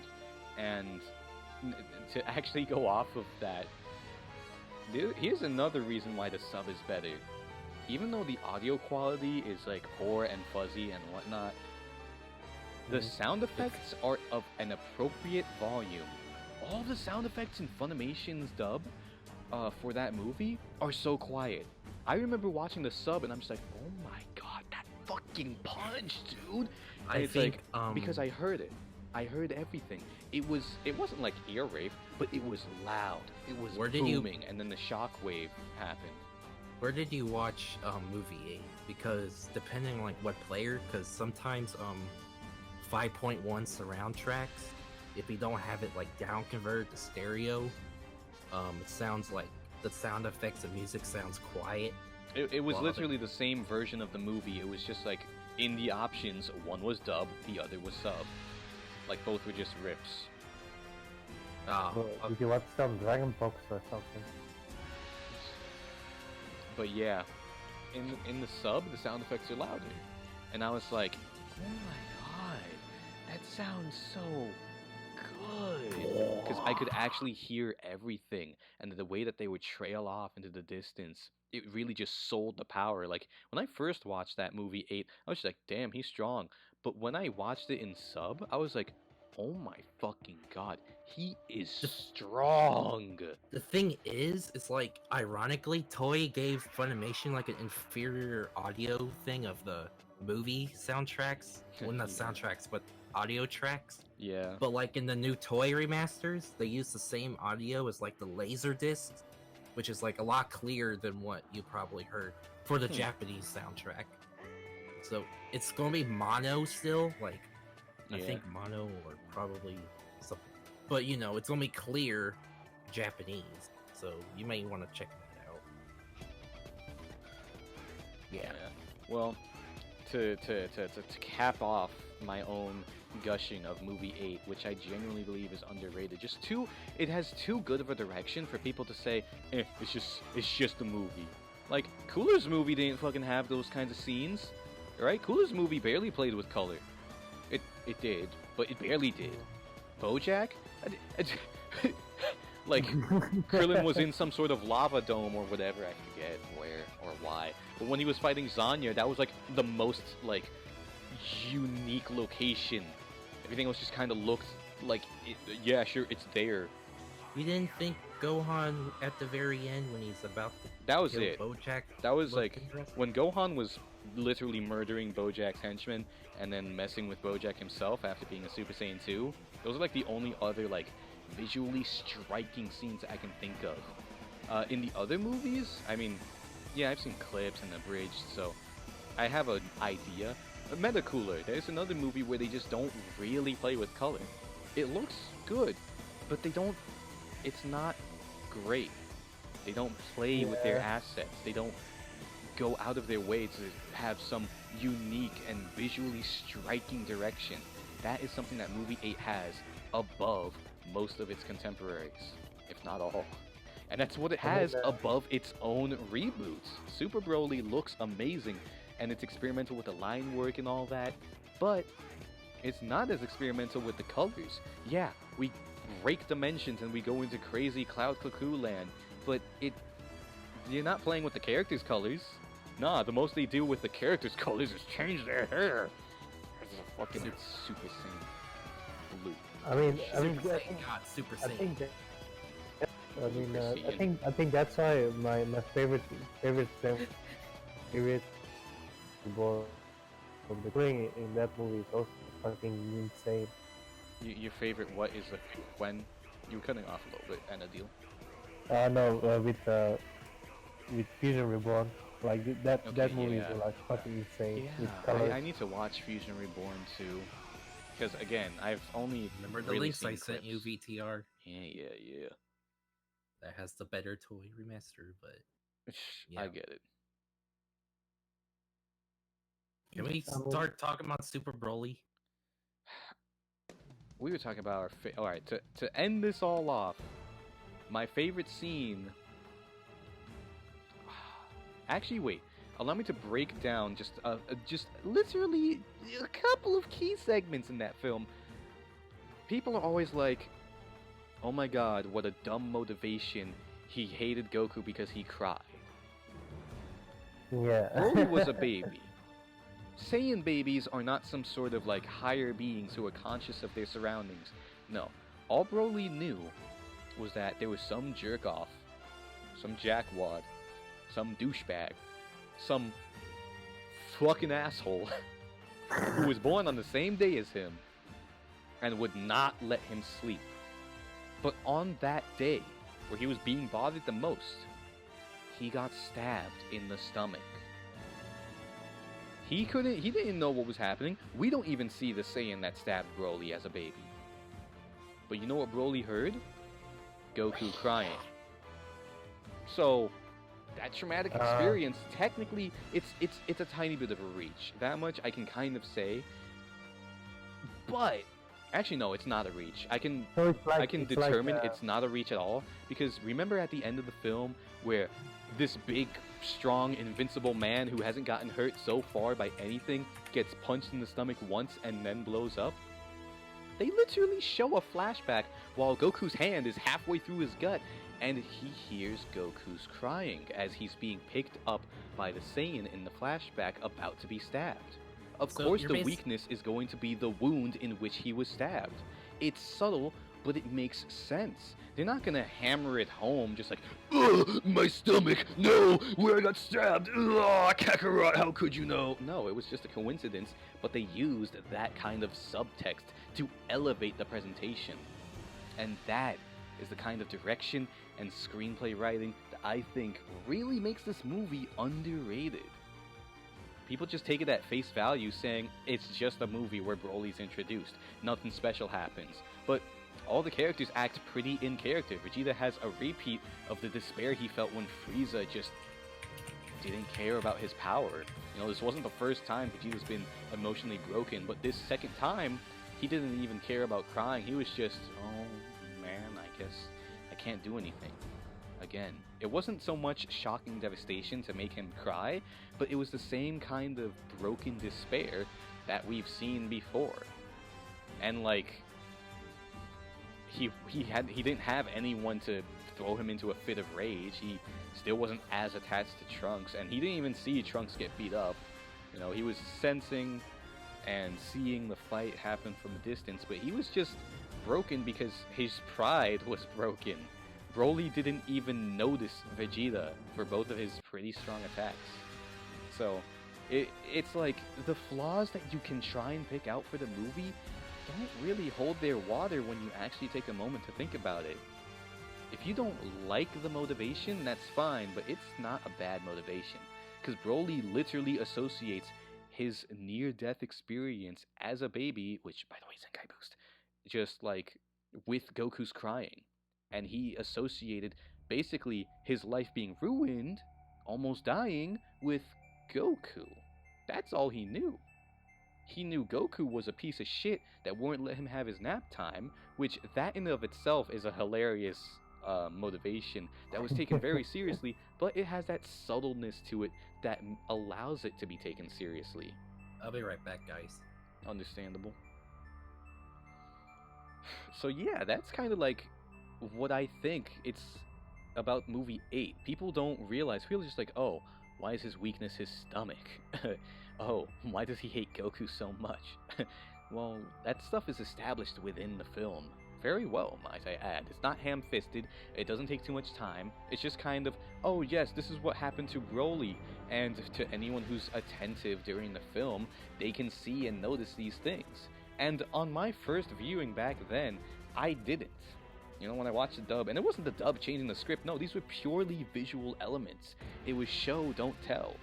And when I watched the dub back then, I was just kind of like, oh, so that's what happened. Now, when I already know what happened, by the time that Paragus got blasted away, and they were gonna show Broly get stabbed, it was literally in that moment where I was just like, oh my god, that's why Goku could just punch him in the stomach and he blew up. That's why it's his weakness. That's why out of everything else that happened, with him being absolutely invincible, it wasn't a struggle. Goku just used all of the power he could from everyone else. You know, considering how much Vegeta's ki was just stored, he was just able to really ring it through and infused his arm with all of the power he could to just destroy Broly. And he said, oh, I'm not letting you get away. Had his fist halfway through the guy. I'm really not letting you get away. And then corkscrewed all the way through with an uppercut that then just had his insides just spew out into green energy. And to just finalize this final tangent on movie 8 and why I love it, Broly, in his famous scene where people think he has infinite power like idiots, he says, my power is rising, overflowing, and in the sub it's ki. People tend to forget that ki back then was far more tactile and was kind of more spiritual as well. It was something you could physically understand, and in a way it was your life energy. When the rest of the Z Fighters, Piccolo, Gohan, Trunks, and Vegeta, finally hand over all the ki they can give to Goku, what do? They faint. They're not like, oh, well, that's all my energy, I can't give any more, so I guess I'll just watch. No, they just... Even though they were all perfectly fine and conscious, they weren't battered and broken. Like, especially Vegeta. He was physically the least broken. He was just like, "You're right, Piccolo," or whatever. He's like, "Okay, I am the Prince of all Saiyans. I should be out there fighting if these low-class warriors are." And he just gets, booted to the side again. He's like, "Oh, well, fuck that idea." But when he gives all his ki, like, he's standing up for it. He's standing up for damn near the whole thing, just like, why should I, the Prince of Saiyans, even begin to think about letting you have my power? You stupid jackass. You cheated me in round 1 on Earth, alright? You are some backwater garbage. Just disgusting. I am royalty. You have no rights to even look at me if I really think about it. But you know what? If there's one thing I won't do, it's give you my royal ki. I am the Prince of Saiyans who has led a life just above others. I was trained to be above others. I am above others. That's his thought process, you know? And he was, and even within, yeah, that's the thing with even within all of that reluctance to physically, or I guess spiritually, because it's ki, do anything with Goku, he still did it, because he's just like, he was literally holding out his hand, giving him energy, saying, "Why should I help you?" It wasn't, "Why should I help?" It was, "Why should I help you, Kakarot?" And that is so in character with Vegeta. Because, hey, what happens later in the series? He's pretty damn reluctant to fuse, and pretty damn reluctant to give energy to... Well, actually, wait. No, he was motivating everyone for the Spirit Bomb, so I guess... I actually never saw that scene. But Vegeta's shown his reluctance to do things with Goku before, is my point. It's very in character. Very telling. Wait a second, hold on. I remembered that, like, I have this movie actually on my computer, so I can take some screenshots of it. And then just send them through. I mean, currently the stream's just looking at the drawing that I made. You got Broly and Broly. But, yeah. I think that's the best way that I can end my general opinions on Movie 8 Broly. It has subtext, it has subtle writing, it has genuinely fantastic direction. It's an underrated movie. It is really good. I mean, if I rewatch the movie now, I will probably like find like the obvious hints. Like Yeah, you'll pick up on more things and appreciate it more. I mean, all it Yeah, took me was just one viewing in the dub, and I'm just like, yeah, that was cool. And then again in the sub, and I'm just like, that's that and that's that. Oh, hold on, wait, one last thing. I know, I like to run my rants until they run themselves into the ground.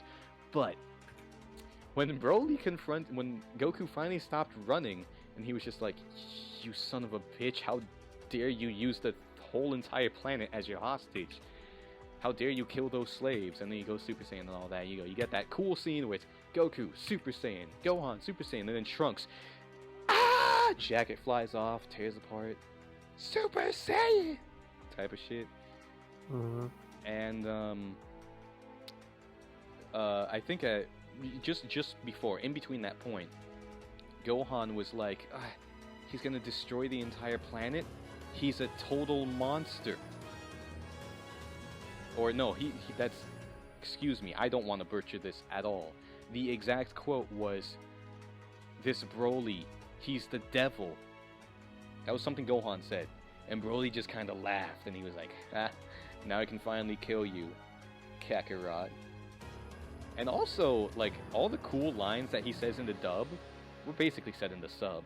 Like, "You will be the first blood sacrifice. I'll cover the planet in your blood." You know, those are both blood. It's pretty cool ass shit. And then Roshi falls in, and it's just like, oh, well, you get the whole interaction. And then Piccolo, just looking like Batman, his fucking cape covering his entire body, and then whoosh, just swooshes out of the way, and there he is, saving Gohan. And you know what the hell he says? Like, Broly literally, I don't think people realize just how, like, kind of calm Broly is when he's in that state. He's just like, "Oh, another bug for me to squash." And then Piccolo's just like, You freak. You can do whatever you want for all I care as long as you don't touch Gohan. And he goes off to help him. And then Broly's just like, huh, okay. And he just goes after to where Goku is so that he can torture him some more. Like, Check out shit. the Discord. Yeah, I'm looking at everything. I have Discord pulled up anyhow. Stream's not gonna The see it, but last- you know. The last picture. Damn, that's some high quality data. Yeah. I definitely want to talk about... Oh, right. When Piccolo is just like, oh, you can do whatever, he's just like... In Japanese, he says Bakemonoga or whatever. Bakemonogatari. Bakuretsu na. What's another? It's hard. Where's Mikey when you need him? I need another reference. But yeah, he calls him a Bake- freak or a monster. Bake something whatever is Yeah, something in- monster. Bakemono, yeah, right? Yeah, I think so. I think it's In the subs, he's like freak, but Bakemonoga or whatever, it actually is, you know. Excuse Monster. me for not being an actual Japanese person. Sorry, mi very gaijin. It's like Broly then literally, it's like he was just smarmy. He was just like, "Huh, me a monster? Nah, I'm a devil. That's the kid. Like, come on. That's just so good. Gohan calls him a devil, and then he calls himself a devil when Piccolo calls him a monster. That's so fucking good. Because it's Akuman, it's devil. That was like the actual Japanese words. That I is think just so perfect. I think the death of Paragus in movie 8 is way better than a new Super. Oh yeah. Yeah, They really like painted the picture so well about the animosity that Paragus and Broly share with each other. Like at first it was just because Broly was sadistic and didn't even care about controlling his power. He just lets himself loose and destroys planets with ease. He was wreaking havoc across the entire southern galaxy. You know, this guy was going nuts, and even in his juvenile years before Paragus had his facial hair, you know, Broly was just they showed him in the flashback sequences just wreaking havoc in space, in the atmosphere of whatever, blowing up parts of the planet, and then Paragus is just like, no Broly, stop! And then he goes and elbows out his entire eye, just let me have my fun, old man. And it's just so it's well done. They like make a point to show, yeah, there's animosity between the two. They fucking hate each other because guess what? Paragus lost his eye and probably got the rest of those scars just trying to raise Broly. He cares to a degree about his son, but he fucking hates his ass, alright? He lost his eye to him. So of course he's gonna be like, not only will I be able to control his power, but maybe this bitch will finally learn his lesson and respect his father. Maybe. I mean, that's not as implied, you know, it definitely is much more, if I can control Broly's power, then I can rule across the galaxy. And then I will be the true ruler of not just the Saiyans, but the entire universe. Because Paragus probably, you know, glory hog, he wanted to be all cool and stuff. That's looking nice, yeah. These, it's definitely a good looking remaster. But yeah, you just have like an established relationship between Broly and his father. So of course, when Paragus shows cowardice and the comet is about to crash into the planet, he's just like, well, Broly, you may have been my son, but I think it's best that you, alongside this planet, are annihilated. He steps into the ship and he's about to take off. And then Broly is, like, the last scene we see Broly is him in the city torturing Goku. And then just with all the Z fighters battered and broken, just crippled, he just, hey, Pops, what do you think you're doing? Hey Broly, I was just gonna look for some cover and shelter from, you know, the comet is gonna blow up the planet. I was gonna look for some safe zone. I'm starting up the ship so that we can both go. And then Broly's just like, in a one-seated ship? Yeah, right. Picks the thing up and then just crushes it, starts screaming. And you get these nice close-up shots of Paragus just terrified. Just, is this my fate to be killed by my own son? Is this every Saiyan's fate? I don't know why he said that, but he did. And Broly was just... And then Once it's just like Fucking paper tossed thin, it. once it's paper thin, he doesn't say, huh, enough. No, he's like, we get this beautiful spinning shot around him, honestly, and then he throws the pod into the comet that is about to destroy the planet. He's like, he's not satisfied with just killing his dad, because guess what? He was in like this doldrum, suppressed, emotionally like reserved state, unable to exude any personality whatsoever. He was unable to be himself for who knows how long. I mean, we see like Broly sleeping in the shot where Pragus puts the crown on, and he's like, "Huh, Pops, what are you doing?" So it's not like Broly just hates his dad, or at least didn't, because who the hell is just like, who the hell has a terrible relationship with a parent and it's just like, huh? Hey, Pops, what's going on? And then he actually wakes up and he's just like, ah, what the hell is this? And then he tries to get them off of him, and then he starts powering up, just, you were gonna do something to me, you bastard, you're my own father, I thought I could trust you. He didn't say that, but that's what I like to think is what's going on in his mind, because he was definitely irrationally mad, considering that he just saw his dad looming over him with what was essentially jewelry, you know? Like, why would Broly be scared of that? But no, he caught on, and he was just like, what was happening? You know, Saiyans are quick to assess their surroundings, I suppose. But yeah, no. I think now I've fucking delved into Broly's consistency with how, yeah, he's still just as sadistic in the sub. I was just kind of implying that as I was gushing over the lines. Broly just having a personality, established relationships, great direction, just good presentation, pretty nice writing. It's not the most important movie in the world, but it's not at all one of the worst Dragon Ball films. Like, come on. I feel like when I finally get to Broly's Second Coming, I'm actually gonna be, oh, that's it. I haven't seen it. I have yet to watch it or Bio Broly, and everyone says Bio Broly's god awful, but Yeah, I feel yeah, like Marvel is literal garbage, man. Like, don't waste your time in watching that movie, man. Like, bro, like, I did not enjoy that movie when I was little. Even, like, I'm the type of kid, when I was younger, like, I was, like Dragon Ball Z movie, like, I don't judge, like, oh yeah, it's Dragon Ball Z, but when I first time saw Bio, I was like, fuck that shit, man. Fucking boring as shit. yeah. Oh god. I've just been talking about movie 8 for so long. But yeah, I just really like the fact that Broly's just like, huh, me? A monster? Gohan called me a devil. It's just that kind of subtle writing I just adore. The subtext and subtleties of movie 8 should not be overlooked, but they constantly are. I think it's one of the best movies. It is leagues below Battle of Gods. This is something I do want to reaffirm.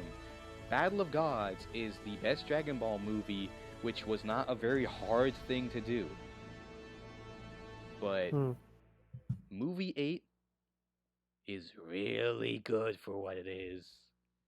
Like, if I had to compare it to literally, like, any of my favorite things ever, I could say, yeah, it's pretty nice, but, like, it's just kind of purposeless. But when you actually look at it for what it's supposed to be, you know, the fact that it's like just kind of supposed to be a filler episode, something limited, you can understand and appreciate the movie a lot more. Like, for me, I'm critical of Super because it's supposed to be the canonical continuation.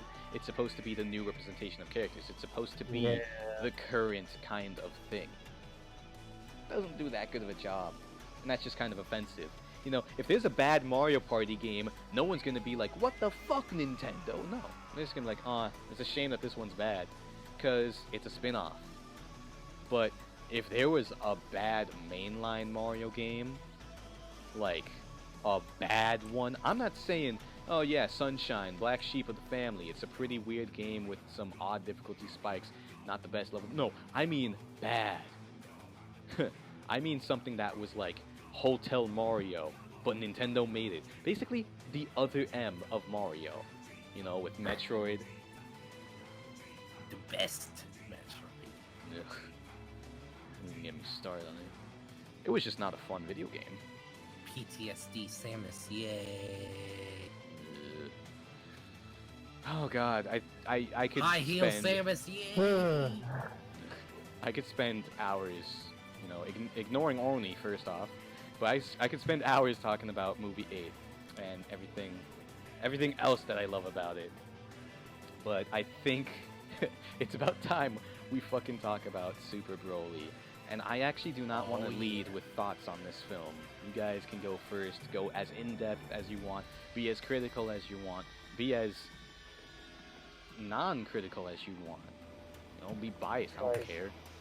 Just So, y'all discuss. I didn't watch the Dragon Ball Super movie in sub, so I watched it in dub, Mm-hmm. and I mean, of course, I quite enjoyed the voice acting performance and everything. Yeah. And one thing, I mean, of course, the Blizzard song, Yeah. it's a kind of like The real poppy song. Dun, dun, Yeah. dun, dickin, dickin. I mean, hey, not anyone who's fan, watching but the VOD will I be- appreciate, yeah. And I mean, for the most part, it's quite an enjoyable movie and everything. But like the action sequences with animation and everything, it's like very chaotic. Like sometimes my eyes get like hurt a little bit, hurt a little bit, like watching the scenes. I Like, have a similar I have a similar complaint. I think the action, ironically enough, is too frenetic. If we compare like the actual scenes of movie 8 to Super Broly, Super Broly, you have some nice framing and the animation obviously is gorgeous, but it almost goes by too quickly, and it's a lot of like those Sheeta style cuts. You have a lot of like those like, oh, these are 3 frames wavering, and then we cycle them maybe like 3 times, and then we move on to a new cycle or whatever, and they just like, if you break it down frame by frame, it's pretty easy to understand and see. But in motion, you get like fucking 60 frames, dude, in a second, I swear. Not actually, Honestly, but I kind of like it about that because I think it's a fair Like, it complaint to say feel- that the action is too frenetic, because while it does indeed just encapsulate and embody the true style and speed of Dragon Ball, you gotta have clarity. If there's any point where I have to say, wait, what the hell just happened? Or if I can't see the beautiful drawings and it's just happening too quickly, then it's a little bit frustrating. It's Well, not I don't see really it a as- knock on it. It's not a knock on the animation so much as it is a knock on the play speed of the animation. If you take the same exact thing and make it 18 frames per second, literally, you just, all right, well, instead of 24 frames per second, 18 frames per second. I doubt there would be as many issues, if any, at all. the thing is like, if it was like real life and we get those like quick cuts that those generic bad action movies have, I can complain about that because like it kind of shows it's lazy and like it's stitched together and it looks unnatural. You mean when they're shaking the camera all about? shaky Yeah. cam and quick cuts and all that? But like for this movie, Just everything is moving. It's like an but earthquake. for this movie, I kind of like it doesn't really feel like that. It feels more like another worldly level of fighting. Cause like, yeah, Dragon Ball Z and Dragon Ball, you get like those quality fights and stuff. And then Dragon Ball, Battle of Gods, we kind of like almost got that when Goku, sorry, goes, I will not let you destroy my world. Yeah, and his like, little iconic That's scene where he went Super Saiyan. the Naoto Shishida cut. Yeah. But you know what's interesting about that in comparison? In that, You know what? In that, I can definitely say this. While I don't have the raw data, like, oh, well, that one was played at a different frame rate, I can say this. Each drawing from the last one was not from such a dramatically different point that it was hard to view every frame. Each frame was a logical next step to the last one. So while you technically wouldn't be seeing every frame, the motion, you would be seeing every moment of the motion. Which Super Broly doesn't do. Which Like, sometimes, it doesn't like- do sometimes. Yeah, it does. It doesn't do sometimes like with whenever Shintani or what I say, whenever Naruto Shishida comes in with animation, like he knows whenever he animates, like he can't like go to a straight line. Like sometimes he repeats his animation, so, like a very little bit, just to keep the viewers in check. Like okay, don't lose focus when the sequence is coming. One of my favorite parts of the fights in Dragon Ball Super was that one. Dragon Ball Super Broly was like when it went to first person, and you see like Broly punching. Yeah, I Goku just from kind of his absorbed that perspective. the first time I saw it in the dub, and then I went back to the scene. And I actually processed it. I was like, oh wait a minute, that's in first person. I was like, Dragon Ball hasn't done that before, huh? There's just never been something like that where it was, oh, you are Broly and you're seeing him punch the shit out of Goku. Or Like- Dragon Ball Super Broly is like smacking around Goku like a ragdoll. Oh yeah. I mean that's that. also The animation smears, like when Goku literally becomes the smear. I actually wanted to say something about that. The techniques used in the animation and stuff, it's all good. It's all basically perfect. Like I don't have complaints about the movie visually, aside from the fact that it's ironically too fast as a viewer. Like I am not able to see. I'm not able to see every moment of the animation. Yeah. It Yeah, reminds something me goes, of like extremely fast. I don't yeah. need to see every frame, but I do want to see every moment. That's It how. reminds me of like I can that say it. live action Speed Racer movie. I don't know if you guys seen Oh, that yeah. before. I have. Where everything's just like exploding in your eyes during the racing and stuff. Yeah. Which reminds me of like it can be compared to something like Redline, where you have similarly frenetic shots and extreme action and power, but they usually in Redline they held those shots. It would be just as fast paced with just as much, if not more, rumble, screen shake, but it would be held for longer so you could understand that sequence easier. Meanwhile, the sequences are just cut a little bit too short. So when they move on to the next sequence of looping frames for the next like big action shot or whatever, like when Gogeta's flying about with Broly or away from Broly and he's trying to blast him, Gogeta's just kind of swirling around, and it's before he even transforms into Super Saiyan. I literally had to go, well, hold on, wait, I just saw a flash of a single frame where his face is close up. I want to see his expression, if there even is one. And there was like 5 drawings that I just would not have been able to see, where Gogeta was kind of just showing his cockiness. I kind of have an unfair advantage because I actually saw this in IMAX theater, which was packed full of people, and it was quite the experience, to be honest. Well, I mean, like 1/24th of a second is still 1/24th of a second. The frames are going by quick. Which is basically like it's the only complaint I could make about this movie visually. The inconsistent styles of animation, I guess. Like, oh, that's a Shintani cut. I can tell from the face. Oh, that's a Takahashi cut. I can tell from the shadow. Oh, that's a that. It's not a bad thing. The Like- constant style switching gets like too obvious. Yeah, But, like, but I don't I- mind it. I don't mind it. I don't think I it's don't something get bad. bothered by it. I kind of like it because it shows like different. It shows the people character and working on it. personality of each animator. It becomes kind of like a game. Oh, who animated this? You know? And then, not saying Pixar is bad because they're amazing, but it's like, okay, you got 3D models, you can just use them in a way and move them. I do like literally looking at something and I say, oh, I know who draw that or who drew that. I definitely I enjoy mean, yeah, that. that's actually the nice part of the movie. Like, you can tell like the You can tell the animator styles, and you can tell Yeah, people yeah. put like love into this movie. Which So like it's kind of it's kind of nice with like Sakuga animators like doing their own thing, like in the movie. VTR. yes, On a scale from 1 to 10, what do you rate Bulma's fashion in this? yeah, it's like a 7.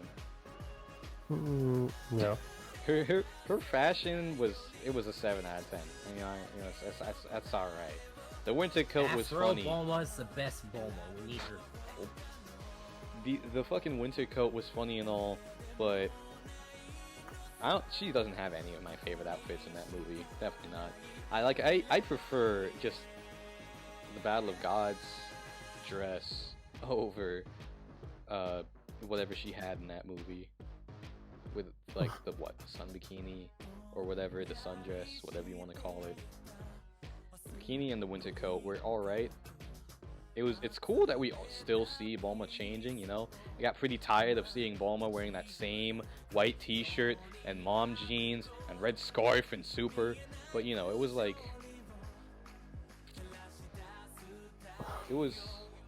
it's nice to see that Bulma can change clothes, because we basically didn't see that in Super. Even though in Dragon Ball Z you can go 20 episodes without Bulma having a new hairstyle, let alone a new outfit. Yeah, the amount of hairstyles that Bulma has is like sometimes even I don't. It's just staggering. You can't even count it. Like, hey, remember when she had the afro? Yeah, that was my favorite. Remember when she had the real poofy 80s look where it looked like she was gonna be like a workout model? She was also just wearing casual clothes. Like, that was in the Saiyan saga. And that was like after she broke up with Yamcha. It was like, you had when she broke up with Yamcha, that was the short hair. And then you had that puffier hair where Mr. Popo took her around the world to find the Namekian ship that Kami came in. And it's like, what's the space of that? Like, literally one Raditz fight, okay? No, wait. Yes? No. I forget. Then long That was hair when they were run going with- to Namek. So I guess it was a lot more, but still. I hope in Dragon Ball Super 2, Yamcha finally gets someone. That's just me, though. Because, like, I seen the original Dragon Ball, and you kind of like, it's kind of weird knowing, like, seeing Dragon Ball Z first and then Dragon Ball, and you kind of like see this cute thing between Yamcha and Bulma, and you And then it's just, know it, nope, sorry, she's mine, loser. you're inferior human genes. I did kill you, and I take your womb. Your woman is mine, stupid earthling. Go do fuck a wolf or something. Alright, Go back- Bar, get go back. over here. Oh, yo! Listen, man. I calls it like I sees it. Or can you turn into a Tony? I definitely did not hear that, which means that the stream probably didn't hear that. What did you say, Oni? I don't know. I don't care. Well, you're rather quiet, is my point. To go back. Wait, now I can. Okay, there we go. Yeah, now you're definitely not as quiet. I got a knob on my microphone. I can like, Mm-hmm. and then I can make myself loud like this. No. It's okay, I have the user volume on deck. I can just mute you if I want. No. But going back to Super Broly, excuse me. See, I was already so used to just going on about how much I love movie 8. Almost said it again. But no, yeah, Super Broly. Oni, you got anything to say? Anadil, you were saying that the action is like sometimes too fast paced. So I guess if you want Yeah, to continue sure. from there. Actually. Yeah, because whenever like I try to rewatch the movie with the action sequences, like like it goes too fast. Like nowadays animations like oh it's usually good, but actually not. Like I know this. I know this may be a bad thing, but I kind of wish the new movie had like a B plot where like Frieza was trying to do something else and he had some henchmen doing that, and then we could see some other. We can get some breathing room from the main fight. I and will see, say that the pacing is at breakneck speeds. Yeah, it's like the We can movie see- itself is like too fast. Even Well, though I'm saying, like- play-by-play pacing is overall kind of the same with the original Broly film. Like, okay, yeah, 40 minutes in, we get to see Broly fight Goku, finally. But, well, I guess it's Broly fighting Vegeta. And it was also more like 30 minutes in, and 10 minutes does make a difference when your movie is going to be fighting Broly for an entire hour in the movie. I mean, that's crazy. Like, when the whole movie is literally fighting him, while there's like literally no Basically, break time. you know Well, what? The thing is, No, go on. Okay, fine, Go I'll on. speak then. I actually do want to say one thing, because I was just about to say, yeah, when you don't have like a lot of time to really like have proper pacing, it makes the direction feel too rushed. But I also wanted to just mention this too. I wanted to mention the fact that Broly, Super Broly has an epilogue. It has a resolution, while movie 8 just kind of, it works. It technically has a resolution, but it's literally just 2 minutes of, whew, I'm glad I instant transmissioned literally every slave and all the Z fighters into this spaceship that Krillin is in. Krillin and Oolong and Roshi. And then it's just like, they go home, again, instant transmission, and Chi-Chi's, Gohan, spring break is over, you fucking idiot! Goku, where were you? Mitochondria is the powerhouse of the cell, and then she falls over, and then that's it. That's the move. I'm That's just saying- literally the ending. So I it wish is nice that Super Broly has a resolution, but it is also still at breakneck speeds for pacing. One thing I don't like about to me the Bardock film, the OG Bardock film, Mm-hmm. will always be the The original. real fleet. Bardock. Yeah, the real Bardock. Real Bardock in my. Yeah, the Your Dragon Ball head is cannon, right. Bardock. I'm not going to be. I'm not going to say like I'm being nostalgic. Like I need to remove my nostalgic glasses off because like seriously like the whole movie of Bardock, to me that's like the perfect beginning of Dragon Ball Z. Like it has everything. Yeah. Like good story, good writing, good everything. And what's really funny is that it kind of it really just works within Dragon Ball Z in like the Toriyama's continuity standpoint, because I have fucking volume 10 over here. And I always used to think that the Bardock special was canon. Yeah, for me also. Yeah, I literally also thought it was canon, even though it was a movie. I thought it was just canon. Because Basically, Toei made it, and then Akira Toriyama liked literally drew it in the fucking manga here, where Frieza first sees Goku and she's like, he looks just like that Saiyan before I destroyed planet Vegeta. And it's right here. He's got the same scars, he's missing the same amount of armor, it's the same exact scene. So either there was some collusion between Toei and Toriyama, or Toriyama just liked that and put it as a part of the canon. And I think it was a much better piece of Dragon Ball lore and a part of the canon I than think most of the other even things. Kai, Especially I because think Bandana even was Kai, meaningful. I think even Kai thinks that it was canon. Like I think like literally like episode 1. it.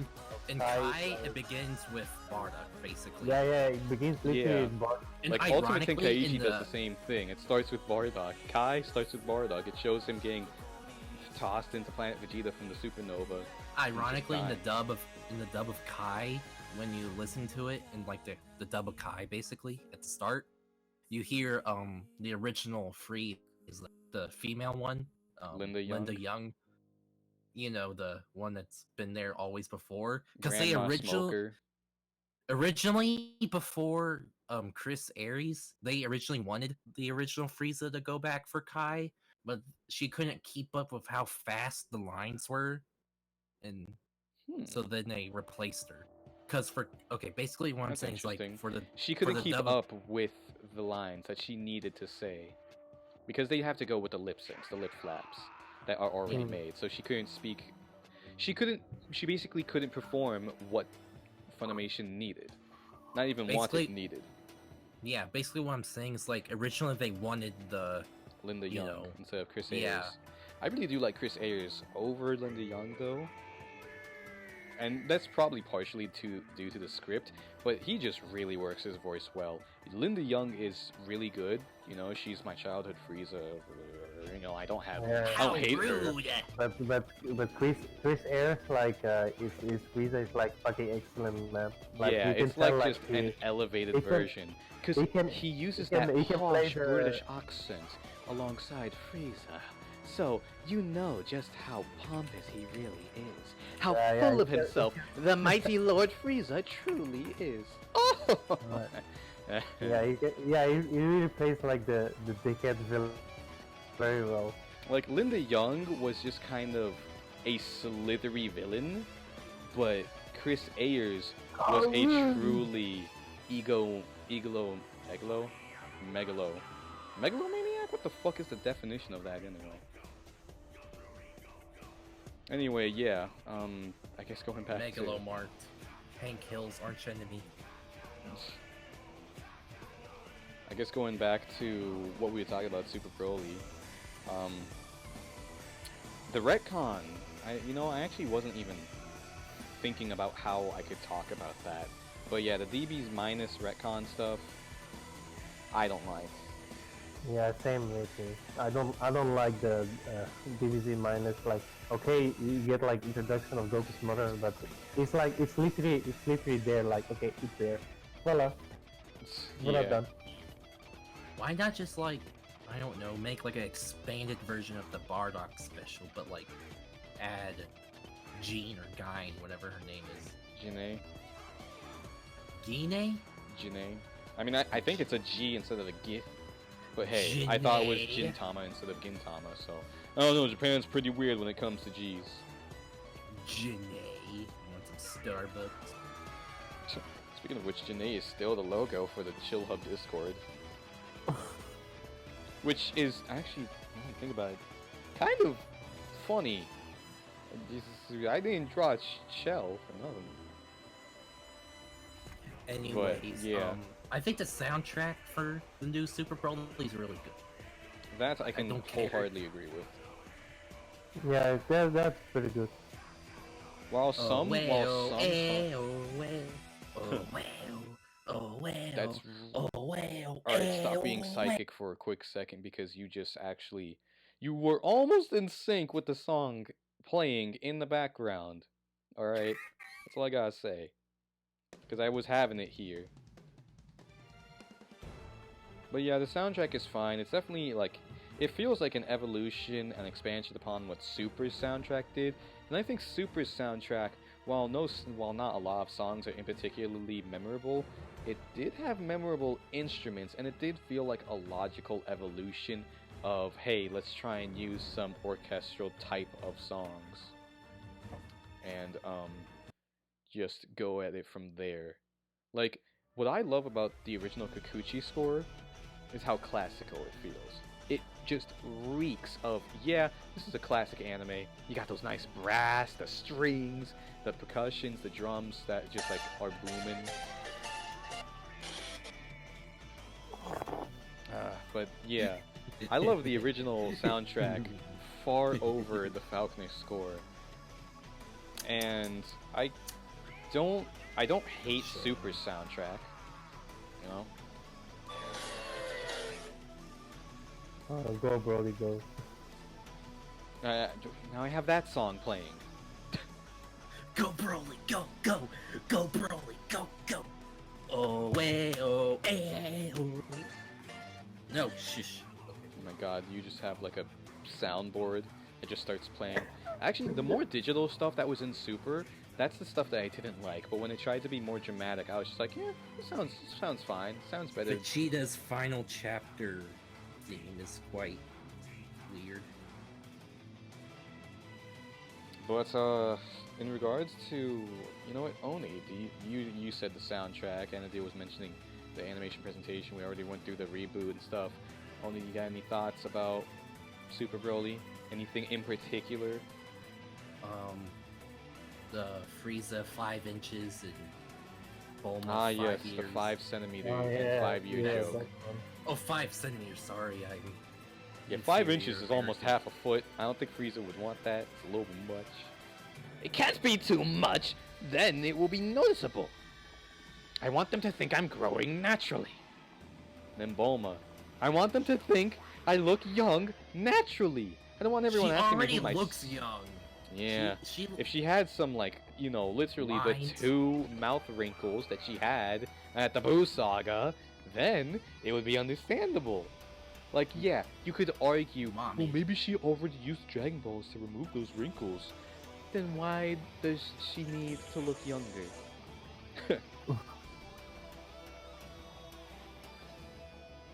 But yeah, that was a really good gag, and honestly, if you think that, like, the whole Goku crying motivation was stupid, you have to actually realize the entire plot of Super Broly was Frieza and Bulma wanting to look prettier, or But better. that- Or taller. Yeah, that's I like both literally movies, okay? that's literally the plot of Super Broly, and I love it. You know, I like. if we I can like both. accept, oh, the conflict is that Frieza and Bulma want to use the Dragon Balls for their own beautifying purposes, so that they can look more natural but enhance their body. Like, Bulma already wanted to use the Dragon Balls to get a boyfriend in Dragon Ball. You know, Can I Yeah. Those Can we shit talk like about a Yamcha. scene that I feel like is kind of forced? Sure. That random backstory with Broly and the green monster thing, and how like I The am boss. surprised. and I thought, if anything, that would be the one thing that you would defend, but yeah, I kind of hate it too.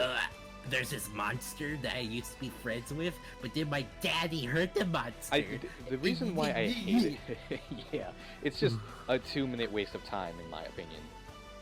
Because they don't I do mean, anything with it. I mean, that's just explaining the backstory of the dog, but the monster didn't came back. I mean, he still has his ear, his dead ass ear. Yeah. Like, I would rather have a 2-minute scene that shows Paragus like brainwashing Broly's telling him that Vegeta's the reason why they're there, and like Vegeta's the reason they are. Like attempting to fill him Trying in to case. just- That would, yeah. Yeah, that would would be clever. better than. I used to be friends with this big green thing, and then my daddy heard it, and now I'm. And see, that's another thing.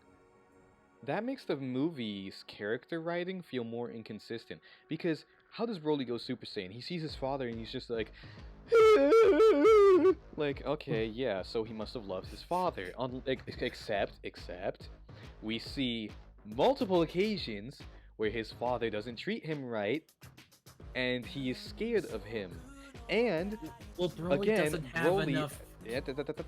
Broly is, with his backstory, just Broly in general, in that movie, he was just living on the planet already. He was basically accustomed to living on planet Vampa, like, the moment he set foot there because of his immense power.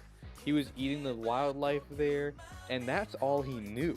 He wasn't, like, grateful and crying, just, oh my god, this is the first time I've had water and snack bars, or ration bars, whatever. He was just like, huh, interesting. And then just went about his Tarzan-ass way. But But do you know? he was Go used on. to all that shit. So, as far as the movie goes, everything that Broly should hate is because of his father.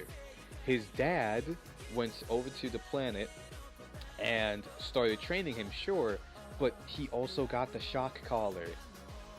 So, any form of punishment, and while to me personally, I think Paragus isn't nearly as bad of a father as he even... Actually, he's just kind of not a bad dad in either. Well, he's a bad he does bad things, but he's not really just like this stock evil character. Yeah, he just wants to use Broly as a weapon or whatever. But let's face it, he needed a way to control Broly in both films. The fact that this one is a shock collar is actually kind of weird to me. But no, it's like, okay, yeah, I get it. You gotta control your son before he kills you. I got So- a dumb question though. What? Dumb. I mean, you're okay, always so dumb. you're But you know, go on. Okay, you say that like, oh, you need to control Paragus to survive, right? Because Broly's dangerous, correct? Yes. Well, couldn't Paragus like tell Broly to do something, then ask you know, Olive Girl to like leave, and because he's dangerous and leave Broly on the planet?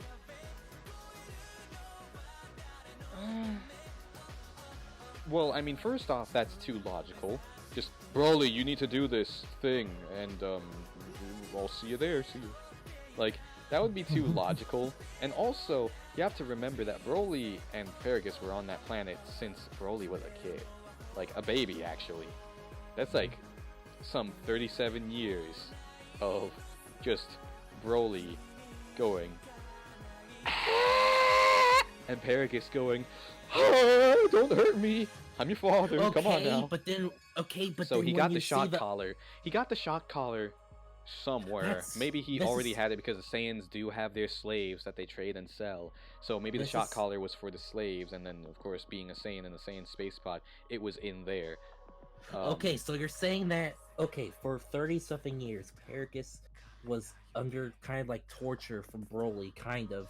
But Okay, then when the what one- happened but when? then- What? well, let me wait, tell you wait. this. What happened But when when the one Paragus- thing that like the one green monster thing, the one thing that kind of like made Broly happy, and Paragus sees Broly happy and like not dangerous, if you know what I mean, then Yes. Paragus hurts the one thing that makes Broly kind of safer to be around. Yeah, and that kind of trails into a bunch more problems. But let me tell you this one thing in regards to my reasoning. Now, I'm not saying Paragus is a good father. You know, if we are unironic Goku's here, not a he good is father. definitely a worse father than Vegeta and Goku. But Yeah, I can agree with that. what was the first thing Broly saw when he went down on the planet? What was the first thing he saw and noticed? Bunch of corpses, bunch of like half-eaten shit. And he was just like, oh god, where's Broly? Where's my son? Well, guess what? Broly killed those things. So, yeah, Broly wasn't just strong, which is another thing I want to talk about, but we'll get to that. Broly wasn't just strong, he was immensely strong, and he can't control his own power. Well, did they try That was to something- destroy? That was they- something that they already established. Broly can't control his power. That's why he didn't have a Okay. tail, because But whenever did he the- used his... And Paragus also says that he uses the shock collar to control Broly. And when does he use it? He doesn't use it when Broly is just being disobedient. He does it when Broly is losing control of himself, losing his emotions. That's why his eyes went yellow, because that's kind of when he turns into I his think great power or whatever. now that I think about it, I think the reason why he shot the monster, like Broly, is so attached to like emotions leads to the warrior mindset, like emotional battery, blah blah blah blah. Yeah. So Yeah, I like think- I as a think that's Saiyan, as a Saiyan who's raising a Saiyan who does indeed want revenge on some entire bloodline, I think that Paragus shooting Ba in the ear is like definitely a get the fuck away from my son. He's supposed to be strong, not some gentle. Like, imagine, imagine you have some terrible parents or something. I don't even want to say like, oh, imagine if they're Christian or something. Just imagine you see like a dad and he sees his son being real gay, and then dad goes, no, son, not the pink ponies. Here, the blue race car. That's what you want. Yeah. It's kind of like that.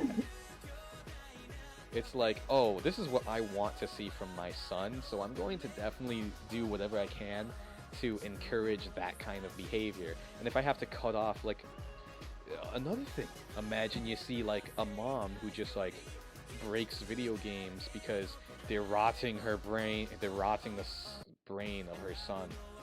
Okay. I mean It's that's that kind of the- logic. It is bad, stupid, flawed logic that should not happen, but that's, it's not like it's stupid. Well, it's stupid, it's not unbelievable. It's not unbelievable behavior from a parent.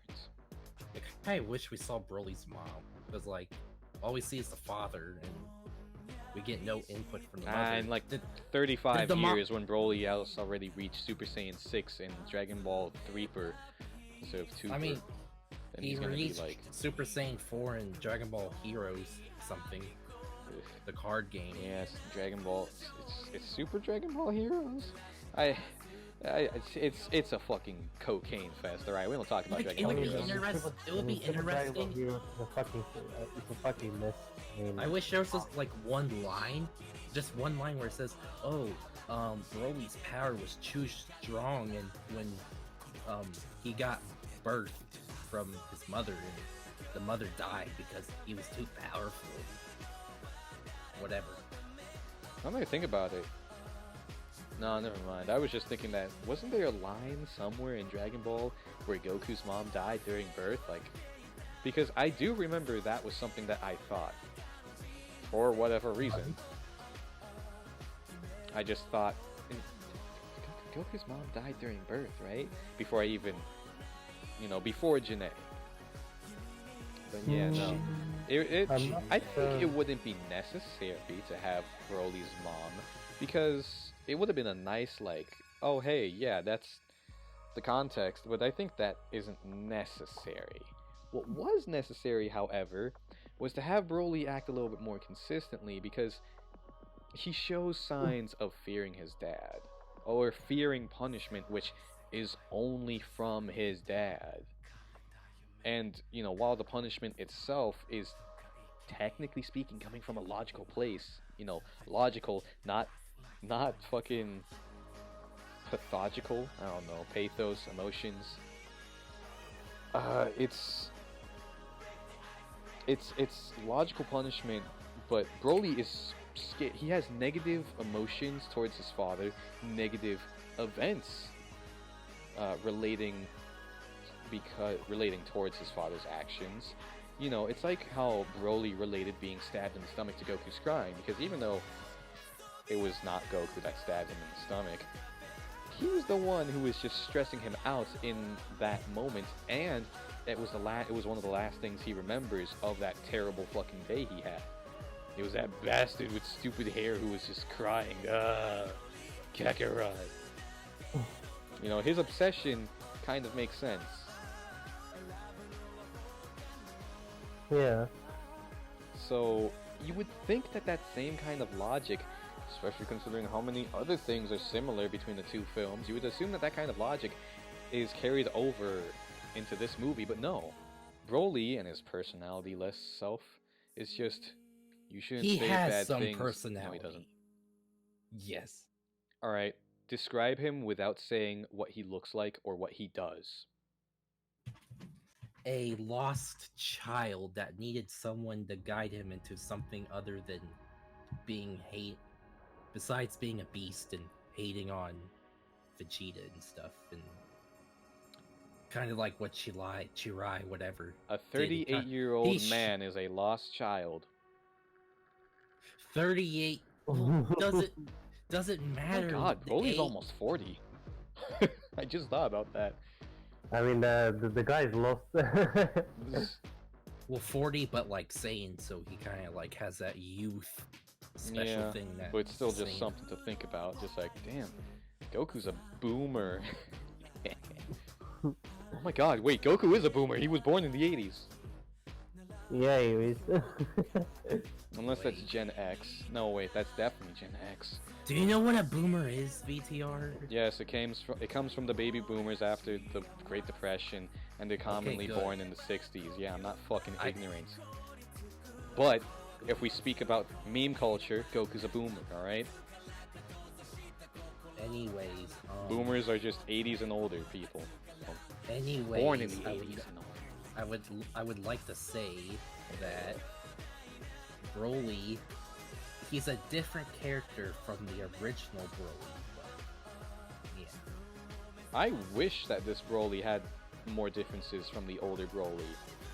Well, this is just a starting point. See, Maybe that's when the we thing.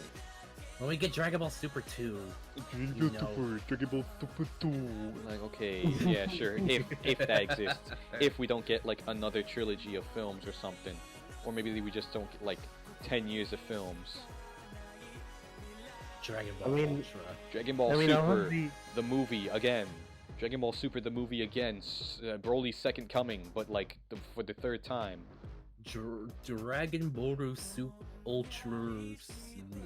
I can't wait I for mean, I Dragon wouldn't- Ball I Ultra wouldn't be and Dragon Ball surprised, Mega. yeah. Like, I mean, I wouldn't be surprised if Broly came back in the next Dragon Ball Super.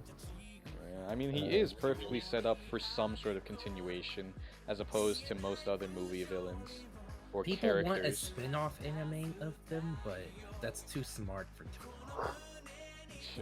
Spin-off. You mean like something non-canon that wouldn't mess with the actual lore of the series that's been established for 20 some odd years now? Yeah, as if we could have something stay good. The thing is that I remember my exact reaction when I first heard that this was Dragon Ball Super Broly. That this was Broly. Like, we got the first leaks, the first trailers, new Dragon Ball movie. I'm just like, interesting. And then I Oni, love how- yeah, you said, Psychic. you know what? Oh, I yeah, think yeah, it's he's Broly. And I said, what the fuck? Why would you Yeah, think he's that? a- He was like, yeah, well, he he kind of was wears the like, same thing from the, if you look at it, he's got like kind of the same thing. I'm just like, no? I mean, maybe it's just like, it's just design elements. And then we got The first actual leak was the peak. statue, Yeah. and then I was like, "That's Broly, but look different." And you were like, "No, that's stupid. That's dumb. I thought, That's to be small honest- brain." Yeah, I wanted to said that go was with, fucking smooth brain type of tactics. If anyone brought back Broly for like the fourth time, and then, like just made a movie about because the him. first three movies don't count.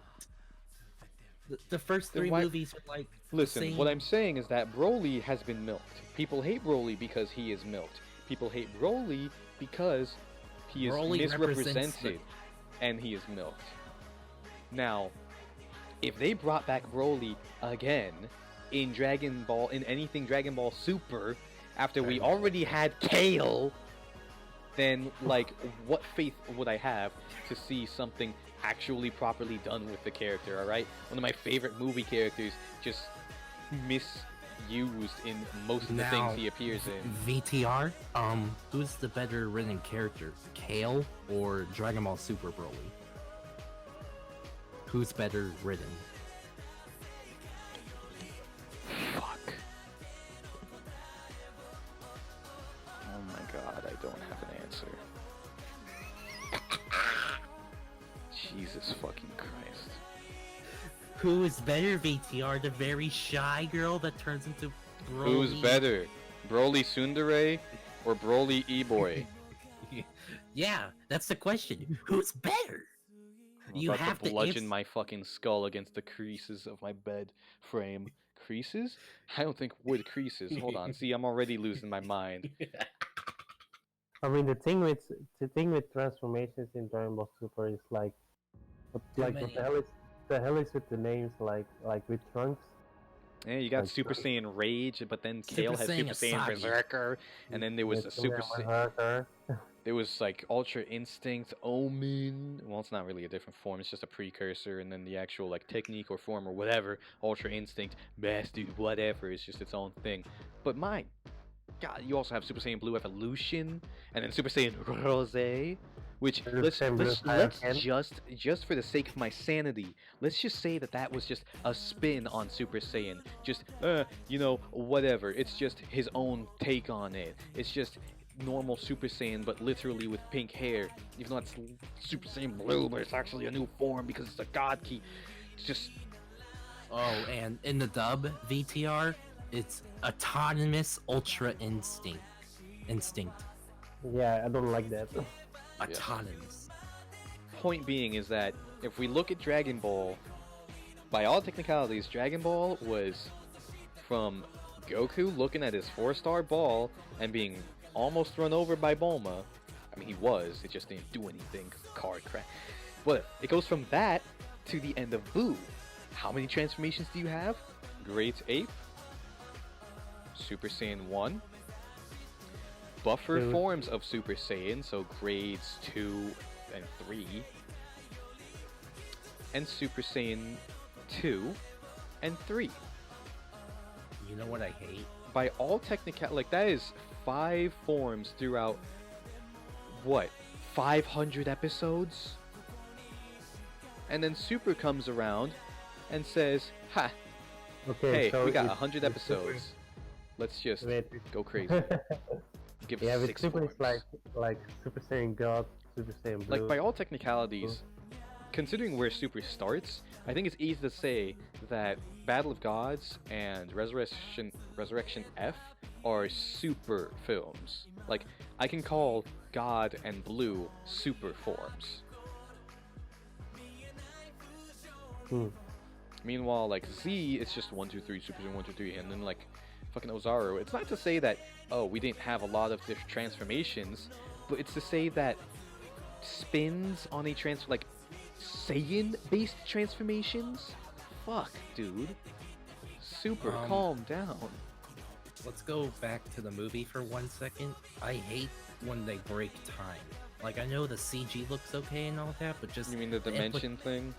yeah, and the implication Dimension breaking. that from now on, fights can have like dimension breaking properties to it. That's Even actually unless- hilarious because that's the opposite of what I feel. unless Toei just decides that will never happen again and just forgets it ever Ooh. happened.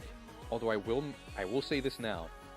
Dragon Ball Super Broly, Super Broly, fucking scrambled ass mind. In the sub. Actually no, in the dub, when Gogeta does that, when they clash beams and the dimension breaks apart and they're all in CG and shit, Gogeta is like, huh? And acknowledges it. For whatever reason. Like, I guess we broke reality. Well, let's keep fighting, Broly. In the sub, nothing. They just treat it like it's something normal. There's not even an no, there's nothing. There's no sound. Gogeta In the literally dub, it's stays just, silent. What the? In the sub, In the dub, yeah, it's they just, what acknowledge the- it though. They acknowledge the fact that the dimensions broke in the dub, while in the sub, they don't. Which also leads me into saying in the sub, Gogeta says, "I am neither Goku nor Vegeta. I am Gogeta." Meanwhile, in the dub, "I'm not Kakarot and Vegeta fused." Which, for me personally, is not a good line.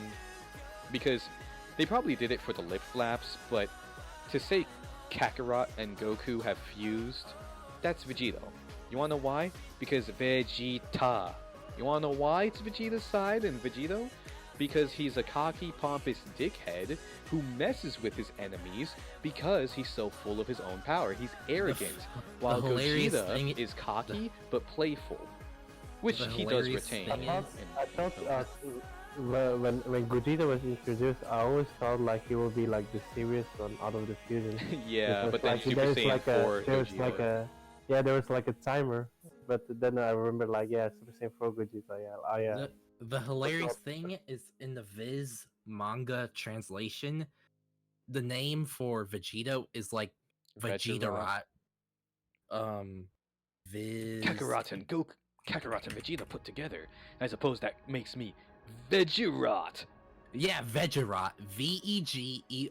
Rotten Vegerot. vegetables, my favorite. Vegerot. Yeah. Okay, like the reason I hate the dimension thingy is similar to why I hate in Dragon Ball Super that one scene when Goku's Goku fighting breaks through time and No. with a hit. No, when Goku fights Beerus in Dragon Ball Super And the like their shockwaves of their punches almost break the universe itself. yeah, and it was like a big thing for like one episode. I or think two. that was just a really bad moment, but conceptually I'm fine with it because Boo was Alright, Frieza was the strongest in the universe. Cell Yeah. was the strongest in the universe. Cell could... Alright, actually no, the simple scaling is like this. Vegeta destroys planets.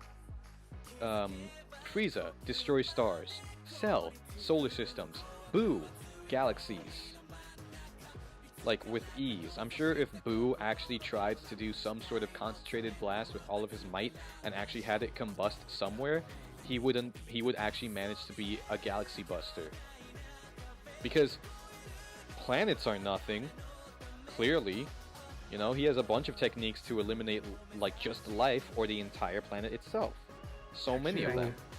And he's clearly stronger than Cell, so he can annihilate the solar system as well, easily. Like, the next logical step, while a big one, would be from solar system to galaxies. And then Beerus, obviously, just him staring down his twin brother, Champa, is enough to, like, deteriorate the universe around him. He's a divine entity who could destroy the universe in its entirety if he wanted to. Can we just take the Lord moment Zeno.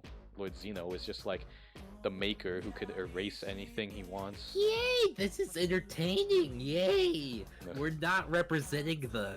We're not representing the immature fan base of children and man babies.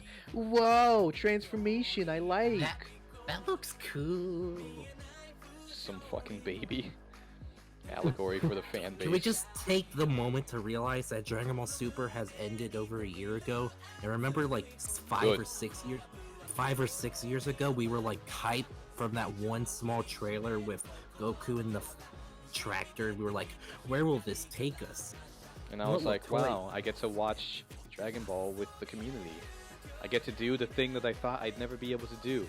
Enjoy new Dragon Ball content with a growing community. And then I hated it! Yeah. I think the turning point of the whole series was the Kaioken Super Saiyan Blue thing. I don't know why people like that. I have to be real. Fighters makes it look sick. In the show, not only was it visually underwhelming, but conceptually, Goku should be dust.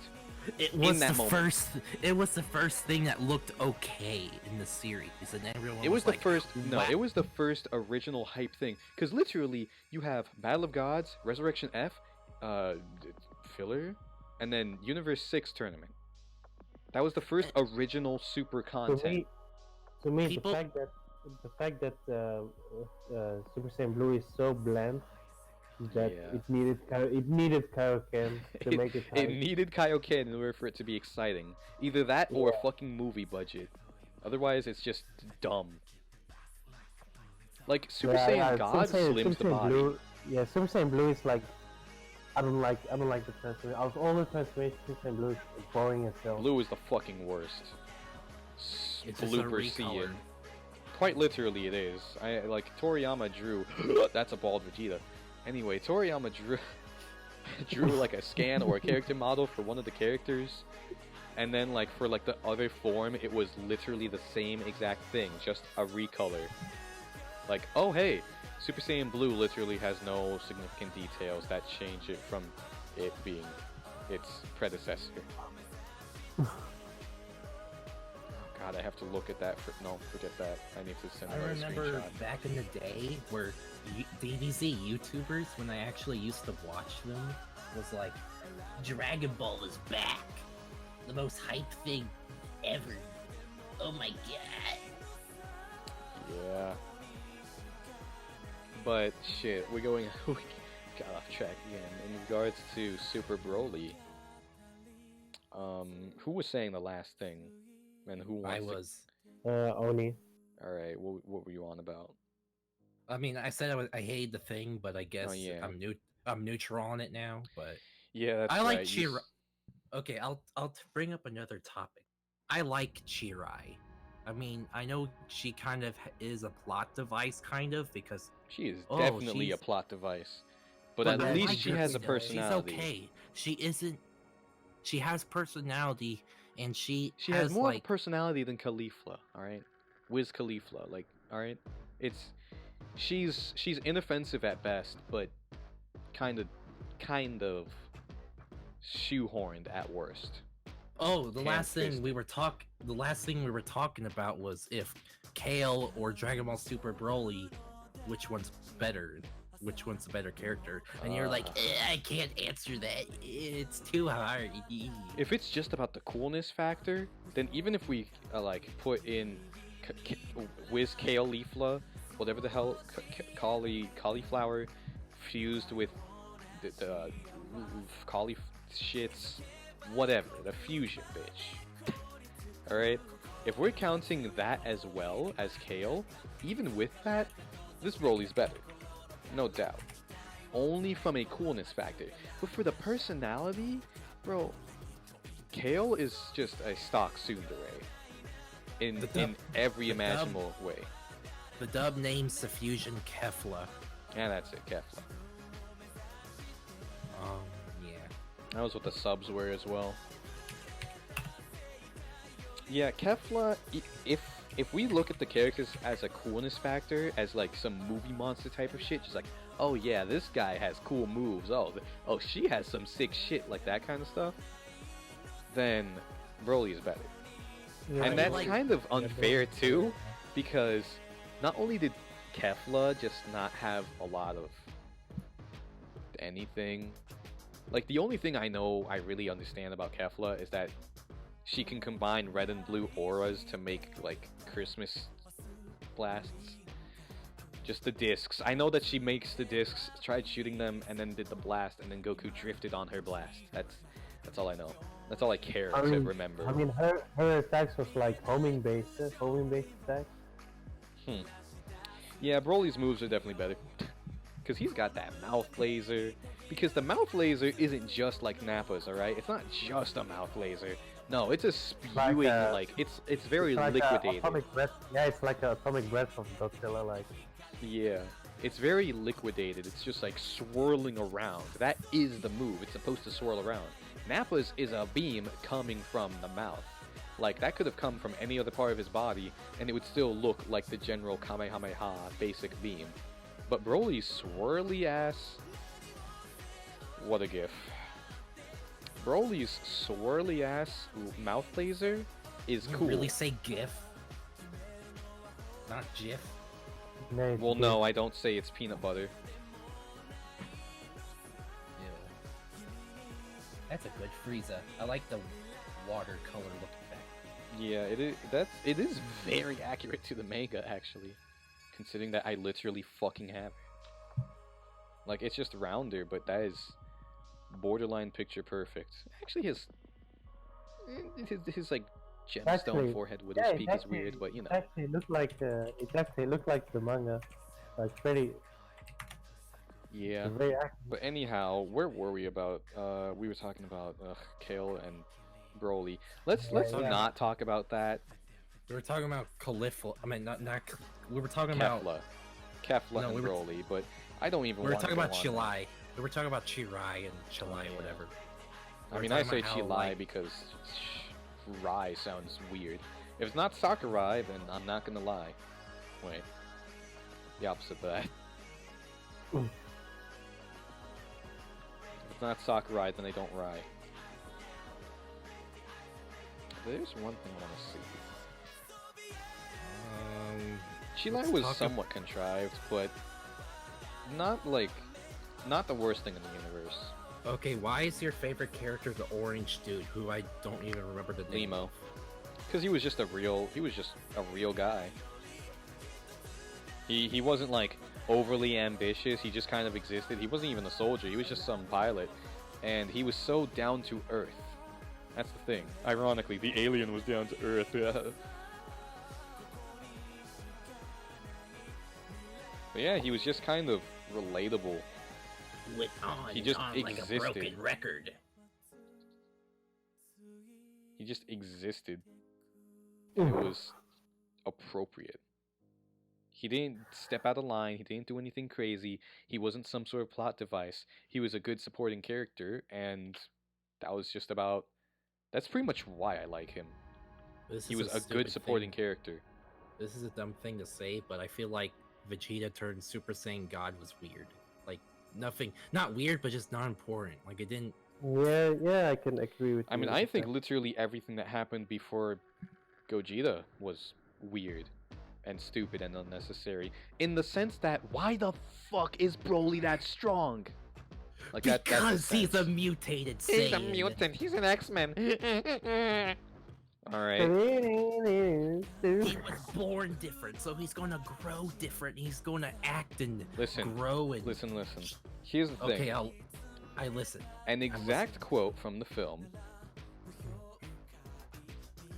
An exact quote from the film is that Frieza asks whether or not Broly knows how to go Super Saiyan and stuff, or whether or not he's been like well exercised in fights and all that.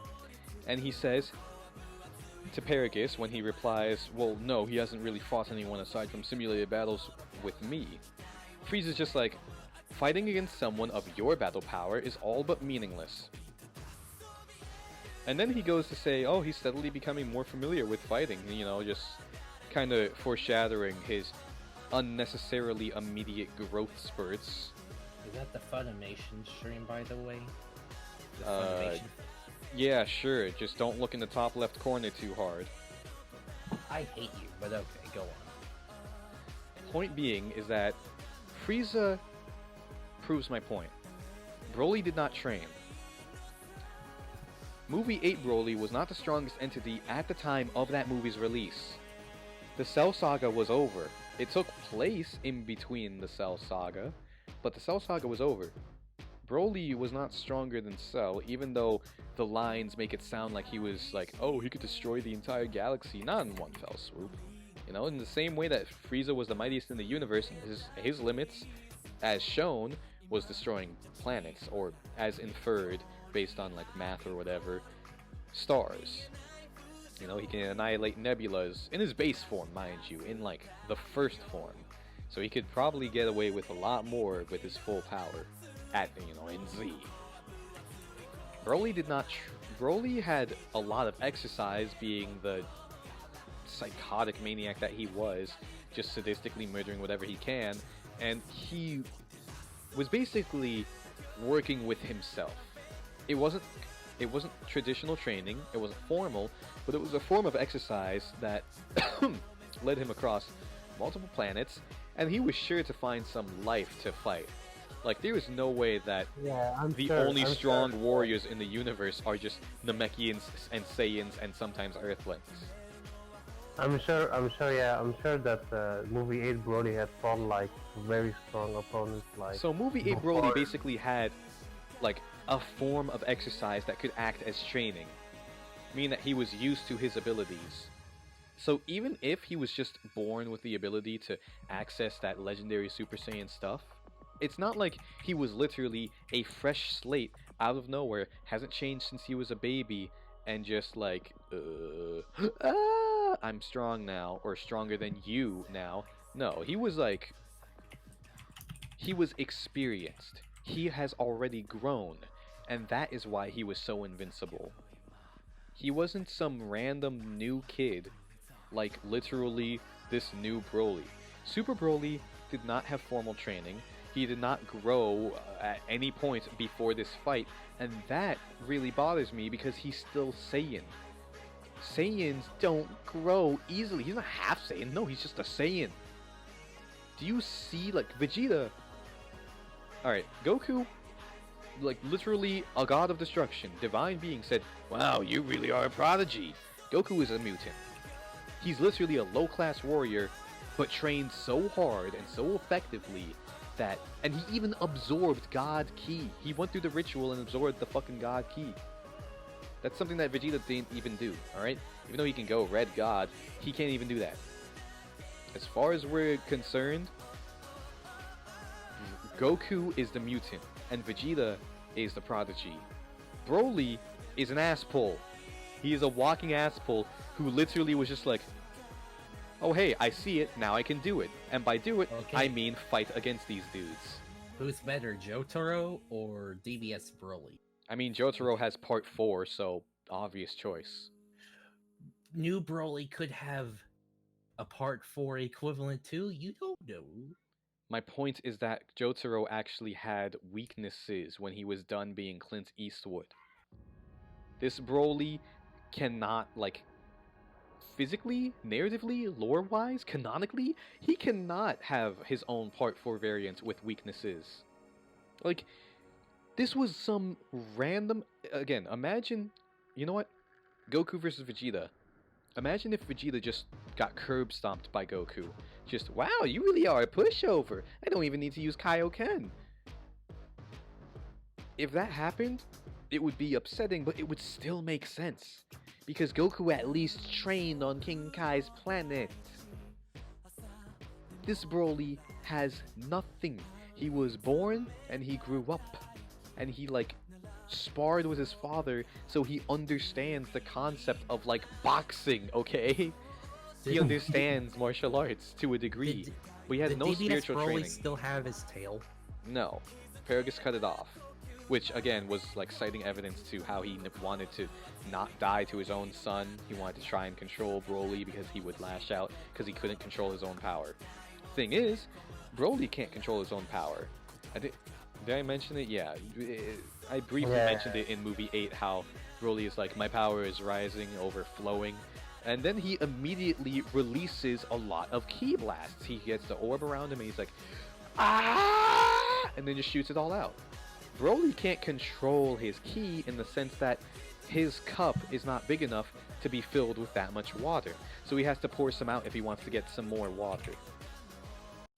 As odd as that analogy logically is, So that is basically, what like, it is. so basically, like, the door is getting too full. He has to fill, Exactly. or else it's too much. Yeah. Yeah, exactly. He's just getting too full.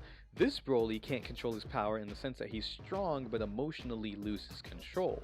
And then he also has the same situation, I would only assume, considering how he changes, like, on a dime from melee combat to just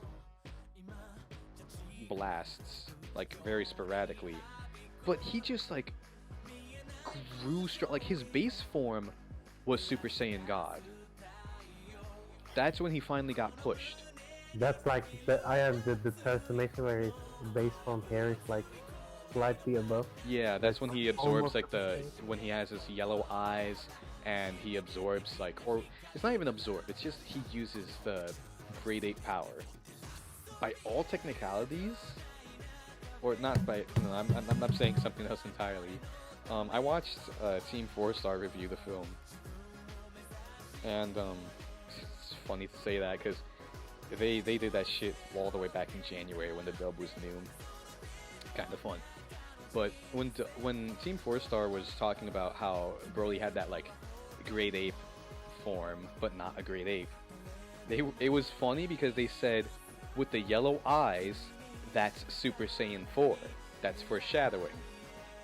And I thought about it, and I'm just like, that's funny.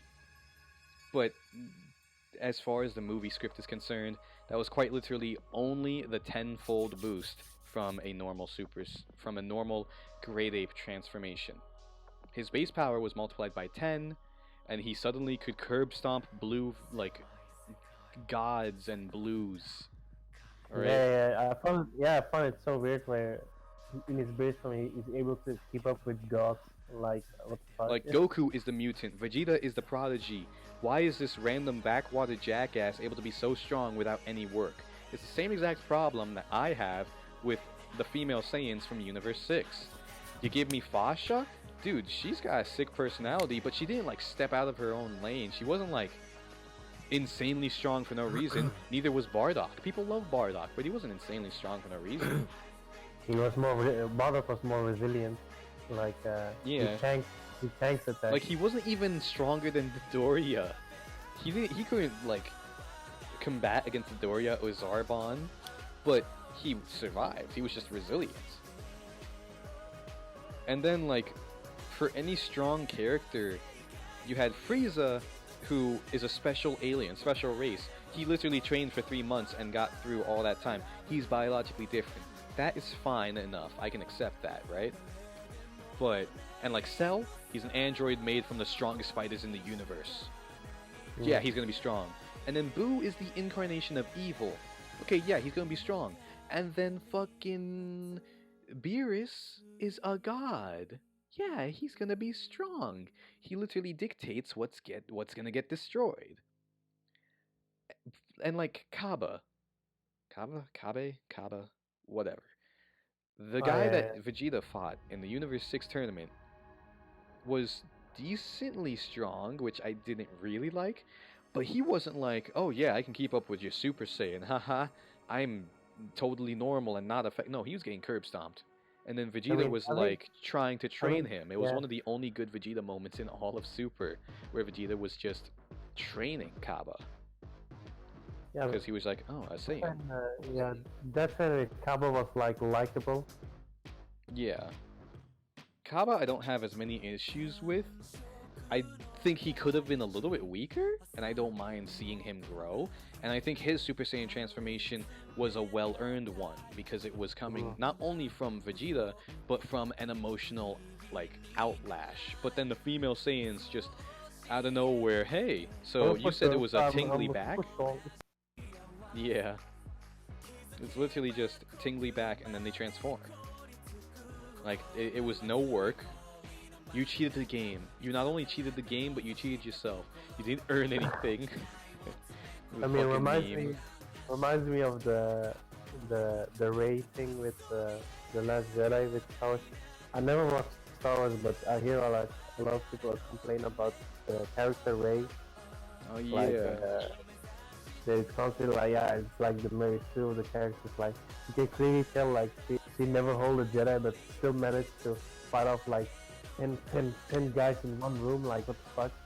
Yeah. It's just bad power scaling. That's ultimately what it came down to. And that's what I feel Super Broly suffers the most from. Bad power scaling. Because he was just strong basically from the get-go, you know? He was he didn't work. He didn't have training because you know Frieza literally said, "Oh, you training with you? That's literally nothing." All right. So Broly is basically a blank slate. But Goku Yeah. is the mutant who has insane limits that he just keeps on surpassing. Vegeta was literally the second strongest Saiyan on the whole planet. But he went through eventually the same kind of training regimens as Goku. So Vegeta and Goku are the impossible levels of strength at this point in the series. If this was the Majin Buu saga, I'd be okay-ish with it. I'd be okay-ish with it if Broly still had like some work. But no, Goku and Vegeta are beyond conceptual like belief. The strongest beings in the entire multiverse of the Dragon Ball Super series still have a hard time combating. Like, Broly basically looks to be stronger than Jiren in this shit. And I hate Mhm. that. I hate that idea, I hate that could happen, and I hate that kind of power scaling with him. It's like, Super Broly does not have a lot wrong with it in the visual department, but in the other parts where you actually want to watch a film and have these like more nuanced parts, the subtext or whatever, just to have better writing, you don't get that. People like new Broly because he's new and cool. That's what I Yeah. think. Because it's not like his backstory is all that great. Ba is like, they don't do anything with Ba. My dad shot off Ba's ear, so I'm wearing Ba's ear. He was my only friend. Okay, but also, why do you say that no one should say bad things about your dad? You like if he did that to your only friend, it's just like inconsistent. Yeah. And then you also have the fact that Broly was uh, again in regards to the fact that he was just living his own peaceful life on planet Vampa. Broly had a goddamn vendetta against Vegeta, which probably came from Paragus telling him, "Oh yeah, Vegetas are bad." But then he kind of just looks towards Goku and still acts the same way. Like at first it was just like, "Oh, that's the guy that ruined my life." Or at least that's the guy who I want to kill, I think. And he goes after Vegeta. And then Goku steps in and he's like, "Oh, I'll kill you to hell and back too, I guess." He's just so angry. And you could say that that's because he's not being able to control his power. But later in the film, we see his eyes return when he's in the berserker whatever state, green hair type of shit. We see his like yellow eyes return, so it's possible for him to. And also when he's fighting Goku, Goku's just like, hey, calm it down. I know you're not really a bad guy, when he uses that kind of like paralysis with his aura, and then Broly overpowers him and whatnot. It's just kind of, it doesn't feel earned for Broly to be this emotionally wild in this Mhm. scenario. Even though Yeah, you there's could like say it's like the yeah, great ape, like I guess I could say that in its defense, this very well could literally be the great ape type of shit. Yeah, people don't yeah, really like control themselves when they're a great ape unless they're higher class warriors. Like Vegeta, he was fine as a great ape, but Goku, he killed his own grandfather, didn't even know it. But yeah, it just doesn't feel right considering the circumstances and considering what Broly hasn't done. If Broly has done more, if Broly was given more time to develop, ironically enough, one of the deeper characters in any Dragon Ball movie, and it's not all that great. Like, the fact that I can describe Broly to such a degree in movie 8, but am just limited to saying what he physically does in Super, that's powerful, you know? That says something about the writing of the characters, about the direction of the films. yeah. It goes to show like there was like thought into it, like thought into it, the character with movie 8 compared to the Dragon Ball Super movie. Like, oh yeah, the reason he's so strong is yeah because he's naturally born strong. Like, but with the movie 8, like it has its difference. Like you could tell like there was like a difference. Yeah. I think at this point, the the only other thing that I could say in regards to Super Broly, he needed more time in the oven. He needed more time to be developed because he he had a 2-minute backstory, and I guess he's kind-hearted. I guess he's a Yeah, kind-hearted yeah, Saiyan. And the yeah. fact that they So have yeah, to say "I guess" is not a good thing. Like the yeah. I mean, he just needs more time with development and learning some I stuff think with I Goku think and regarding the general pacing of the film, like the screenplay or whatever, however that was written, you can honestly just kind of see in movie 8. All right, here's the build up. Here's like the no, here's the setup. Saiyans are coming, or Paragus is coming to see Vegeta, and he's like, "Hey, welcome to or come by to new Vegeta." And then they go off, and there's this mysterious, legendary Super Saiyan who's wreaking havoc across an entire galaxy, Southern Galaxy, and shit. And you have this setup, and you have this mystery, a conflict, and then as the movie goes on, you get some clues and hints as to who people really are. Paragus is clearly shown to be not what he is first portraying himself to be. You know, he's showing to be a little bit more mischievous isn't the right word, but more evil in this sense, I guess. He's being portrayed as the bad guy, kind of a classic villain feel, where he's like laughing over this like nice crystals and sculptures, laughing about the comet, how it's going to crash into the place, and he's saying, like, he's got that guard there who's just like, wait, but won't Broly just be a liability? Or like, so what are you going to do with Broly? And he's like, oh, I'm going to use him to stall and fight, and he'll be here along with them as the planet blows up.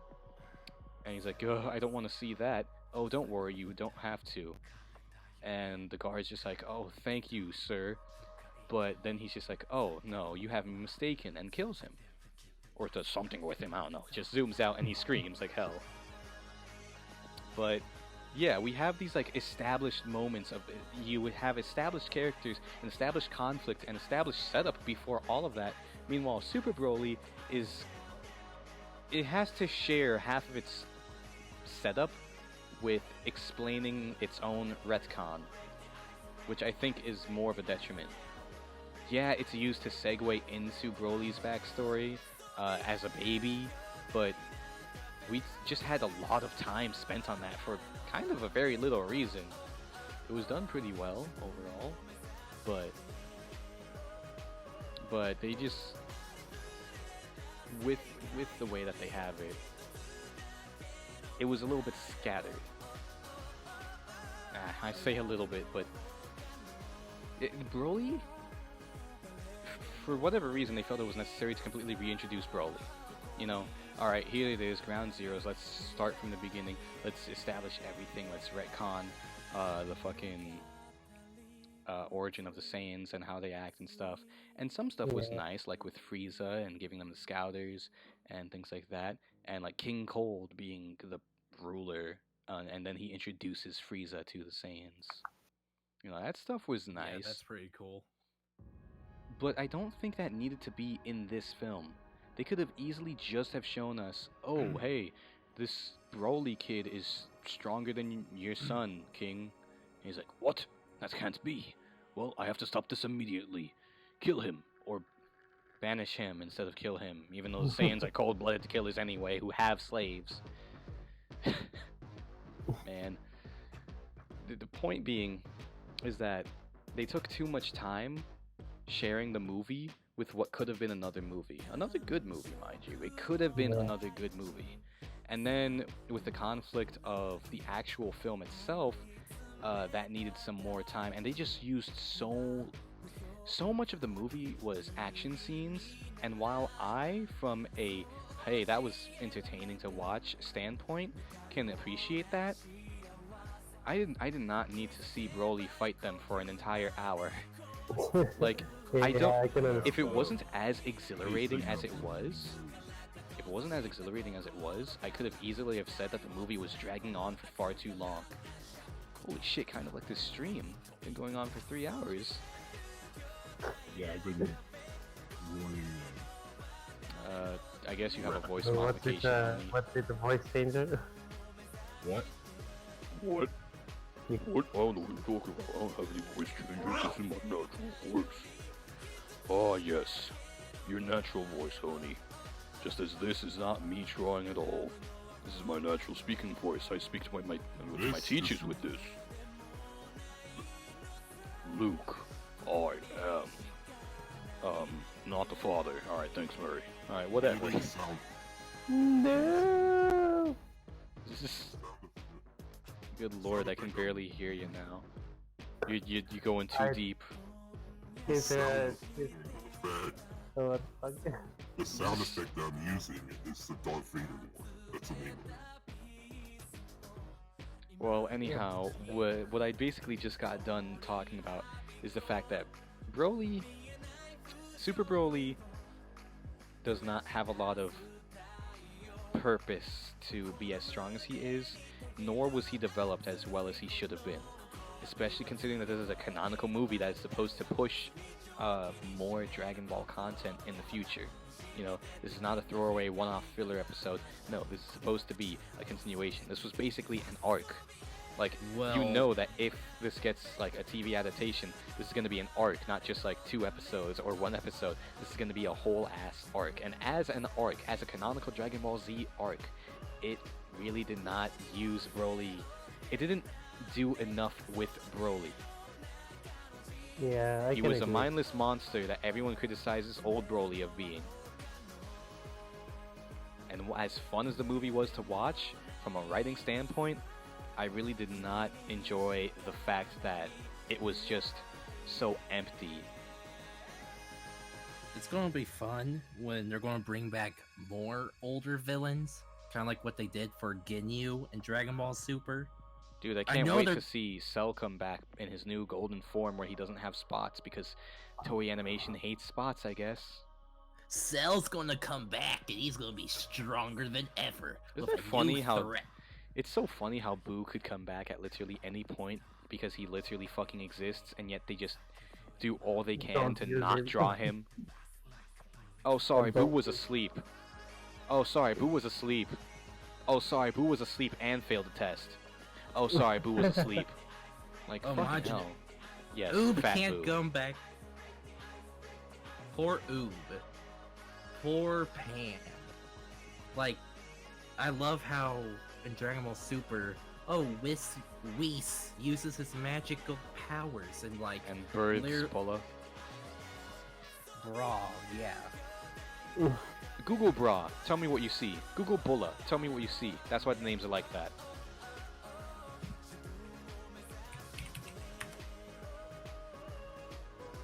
DBZ bra. You get a fucking pattern.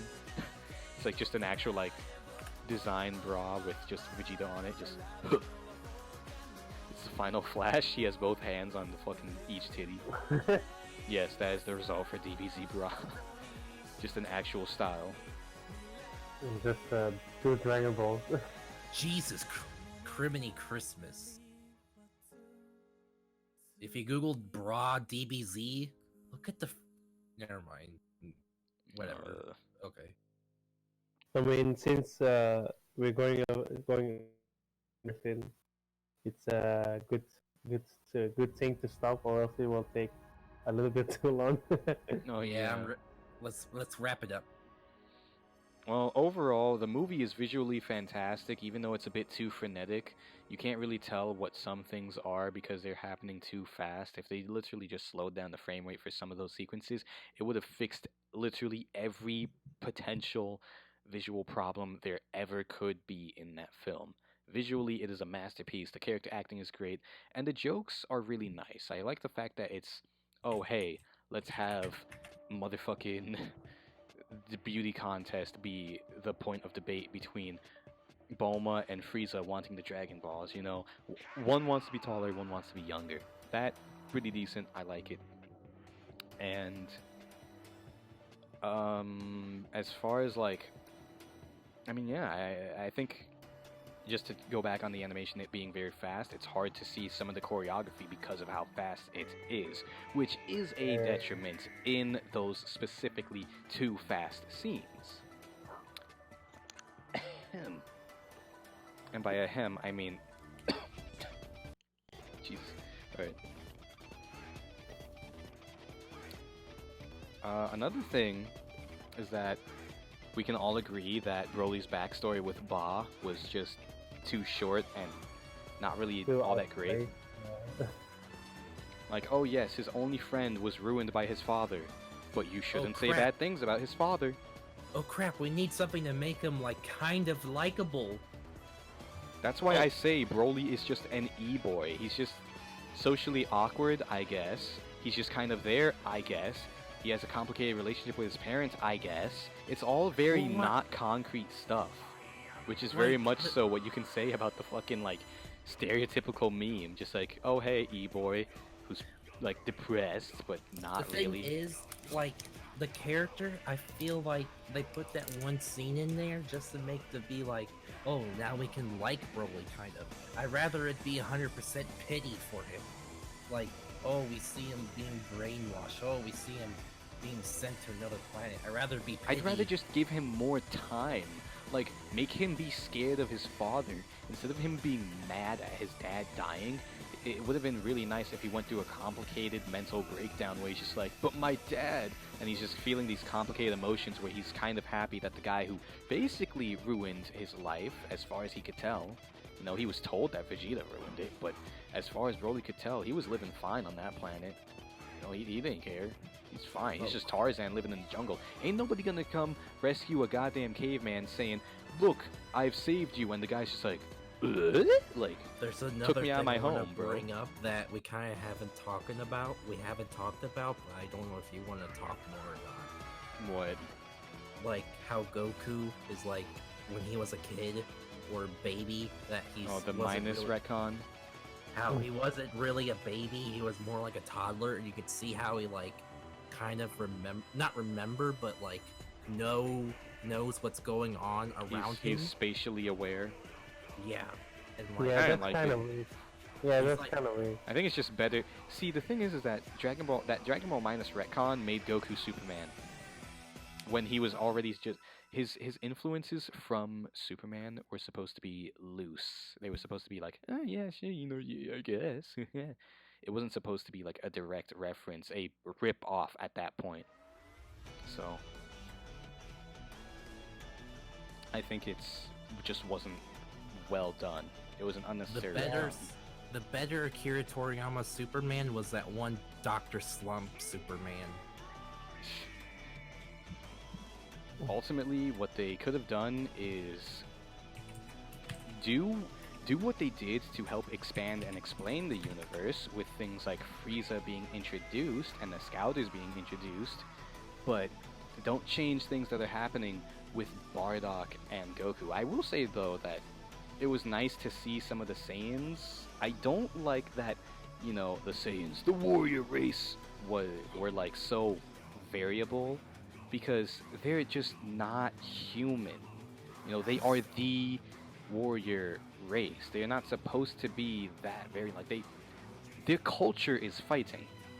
I don't mind if one of them is thinner, but to have like Saiyans who haven't fought and are super skinny, that to me is really odd from a lore standpoint. Like it would be like having a Namekian who isn't in touch with their own ki, you know? Like the Namekians are spiritual people. Even the kids have some like healing powers if they're of the right tribe. You got the warriors, you got the spiritual, you got the Dragon Ball makers. Like, Namekians are pretty distinct, even though they haven't been like in-depth and deconstructed. They are distinct. They have their own physicalities, they have their own things, they have their own kind of like styles and stuff. They're supposed to be a specific way. So if you have a Namekian who's just buff but spiritually disconnected, has no ki, like a bodybuilder of a Saiyan, it's gonna be, or of a Namekian, excuse me, it's gonna be weird. Piccolo contributed so much into this new movie. Oh yeah, Piccolo was shoehorned in there. I mean, it was fine. I think it was nice to have Piccolo there, but it was also pretty weird to just ignore everyone else, considering how many or how long we kind of stuck on the more slice of life moments of the movie. Well, it wasn't really that long comparatively speaking, but it was a decent amount of time. But it was kind of all just used to like explain things for people. That's what I think. It was used to explain things for not as hardcore Dragon Ball fans, which was fair from a movie standpoint, but was also bad from a series standpoint, from like the film's impact in the series. Because you can't do certain things because you're too busy introducing the same things that everyone should already know. Especially if they're coming in to watch this movie. Like, it's nice that they're trying to appeal to the general audiences. They just could have done it better. Can we have blood in DBZ again, please? Pretty please? I mean, with the first thing, I actually do agree. Like, if they had more visual like, I saw this destruction- horrible excuse that like, oh, it's easier if they don't animate the blood at all because then Yeah, false. They just replace it with Drool. Come on. No, it could just be on a separate animation layer. Like, okay, you have blood on one layer, right? It's literally not harder to animate the blood. Every time they want something impactful, every scene where there would be blood in this newer age of animation for Dragon Ball, it's Drool, exactly. Well, what I'm saying is like, And they're if saying, it's like on the body, it's scribbles. You don't Well, need what to I'm make it s- crazy. It would just be like rather. You just need to compare it and look at how Well- the original what I'm saying is like they're making an excuse that, oh, it's easier if we don't animate the blood at all because then we don't have to edit it out later. Well, why don't you just animate the blood on a separate like layer, and then when you need to remove the blood, turn the layer off or remove the layer of blood? or just chroma key it to brown like Dragon Ball Kai. Seriously, there was like so much like blood and kind of gore in Dragon Ball Kai when I was watching it on Saturday mornings. I was like, oh, isn't that supposed to be red? Oh wait, kids watch this. Like me and my Baby. 12-year-old ass was like, oh yeah. 6-month-old. Wait, I won't say. Never mind. Well, at any rate, Super Broly, narratively and lore-wise, doesn't really fit in with Dragon Ball. The things that retcons, I don't appreciate. And I haven't even actually talked about what I don't... It's actually interesting to watch both movies so close together. There's a lot of cinematic parallels. Like, yeah, at first I was like, ugh, why do they have to go and call him Broly? It's just gonna be a different character. Just make a new character. It could have been Shallot for all I care, alright? Just make a new name. And then I watched the film and I was like, oh my god, he is just Broly. Because he was like so similar in what he does and how people think Broly is, that's what this Broly is. Just a mindless monster who's screaming that has pretty cool attacks and is really strong. But Super Broly doesn't have like malicious intent. He doesn't. That laugh doesn't matter. No one remembers Broly for being evil in movie 8. People literally just start memeing on him and go, mindless monster who hates Kakarot. That's it. I'm talking about when he like evilly laughs and like when he looks at the aliens, like the movie. I'm talking about movie 8. That's the stuff I like. When he, like, destroys- Nobody knows about that stuff because all they did was play the games. They look at fucking When he- Burst Limit and see him yell Kakarot 3 times in a literal row, and they think, oh, that's Broly? He's dumb. When he destroys the planet and he's like, oh, look at that cute little planet and this and I that. bet and he you look up in the stars and wish you could go back, and then boomerang blast blows it up. That's one of my favorite parts. But yeah, no, people don't remember that stuff. People don't care about that stuff because to them, they're already up their own ass so far about just Broly being a mindless monster, even though that is ironically what Super Broly is. Super Broly is the mindless monster. Old Broly had his own personality. Movie 8 Broly was pretty damn good as a character. This new Broly was very bare bones, and they didn't explore what they could have with him. New Broly is a mindless beast, while old Broly was. If I say a monster, I mean beast, alright? Well, I'm saying like monster has like a Monster, negative. no, devil. We've already gone over this. No, I'm saying like. Okay. Yeah, monster I get it. has, like, Monster as in evil, but also Monsters Incorporated. So when I say monster, I don't mean this new Broly is evil. He obviously isn't. But Yeah, he he's is like- a mindless, like, He's jackwad an who just animal. wants to smash He's a- stuff.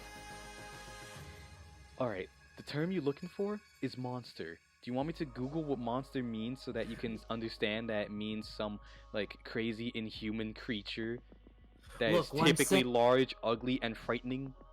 Okay, what I'm Evil saying is nowhere in here.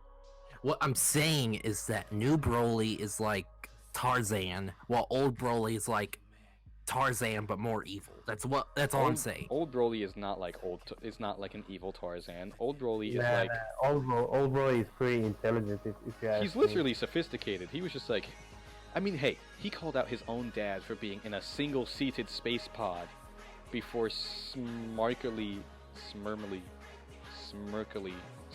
that's it. Actually, crushing. Before smarmily crushing his ass and throwing him into a comet.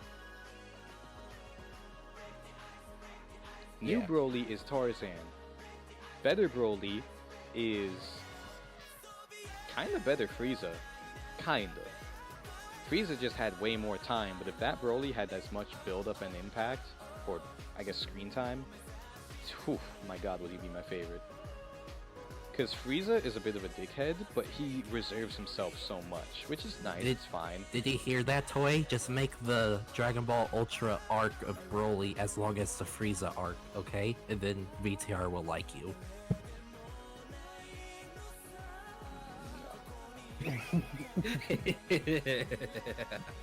I really don't want to see E-Boy Broly just be like, chocolate?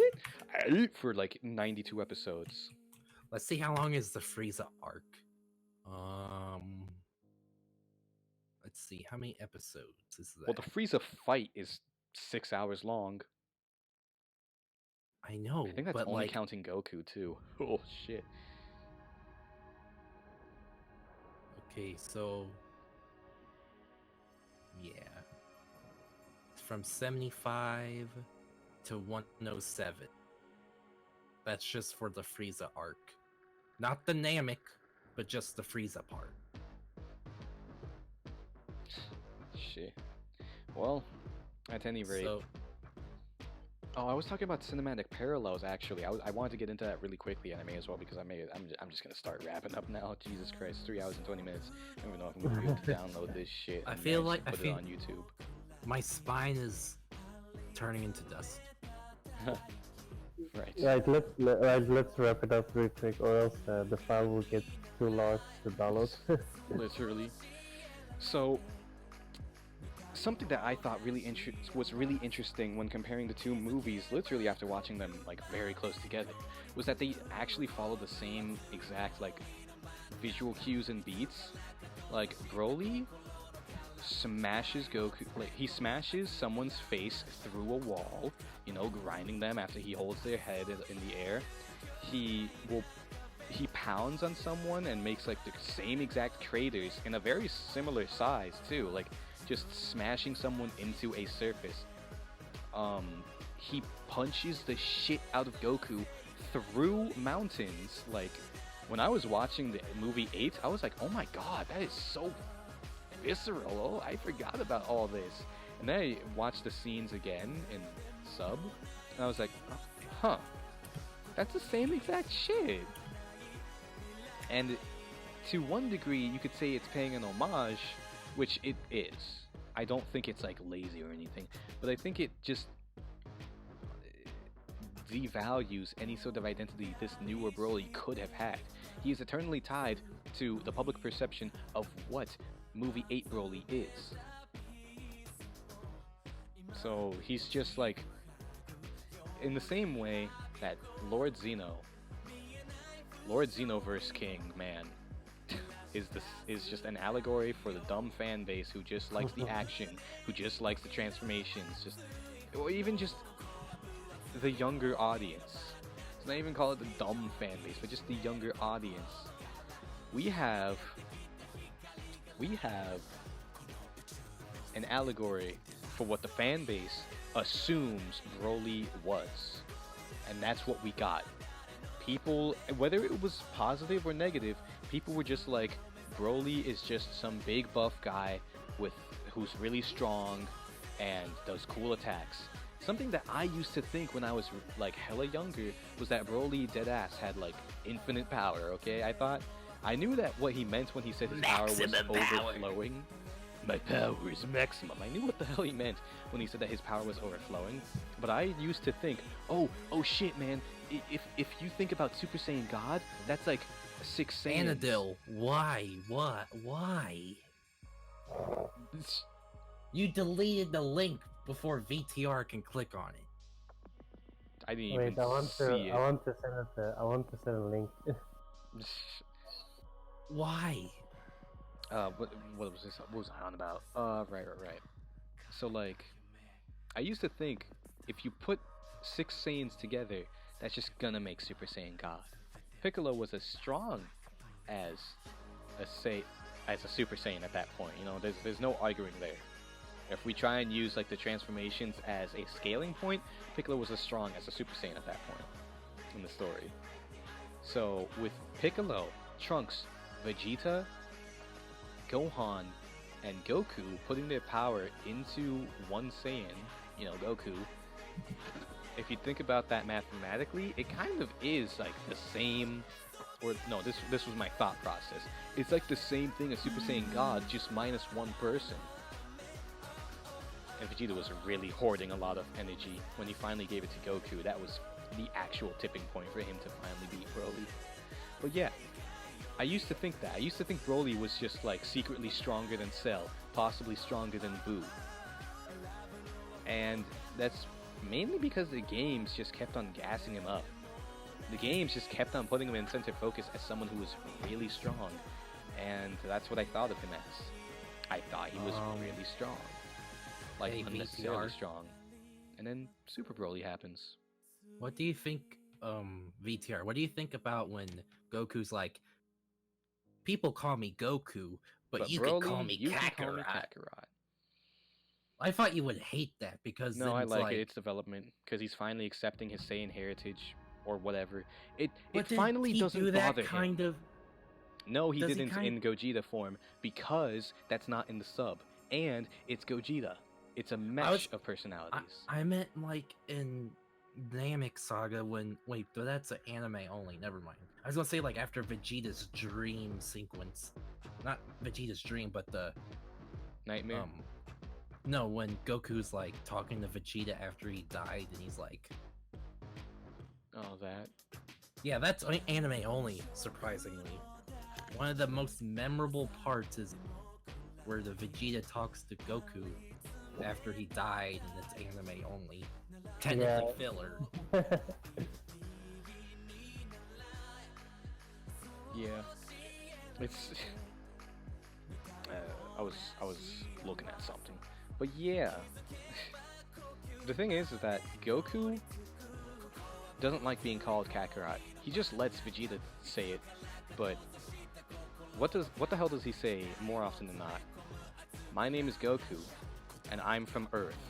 Because in Dragon Ball Z, he's kind of going on some galactic adventures, sort of. But that's like his catchphrase throughout like the movies for sure. Anyone who calls him Kakarot, he's like, I'm not Kakarot. My name is Goku, and I'm from Earth. I'm a racist. You know, it's. But when he finally accepts that idea, that identity even of being called Kakarot, I like that because it's been enough time. He shouldn't be bothered by being called Kakarot, you know? And the fact that he's telling it to Broly, another Saiyan, and a Saiyan that he looks up to, that's fine. I'm pretty okay with that. I didn't like having Gogeta say Kakarot in the dub because that's just a Vegito thing. And it completely skewed my perception of what Gogeta was acting like throughout this movie. Which, he still acted more like the cocky or playful Gogeta, who was also serious, but because he said Kakarot, I thought he was going to be just Vegito 2.0. Which, funnily enough, Gogeta and Vegito are different personalities. Like, yeah, there's a reason they got the different names, man.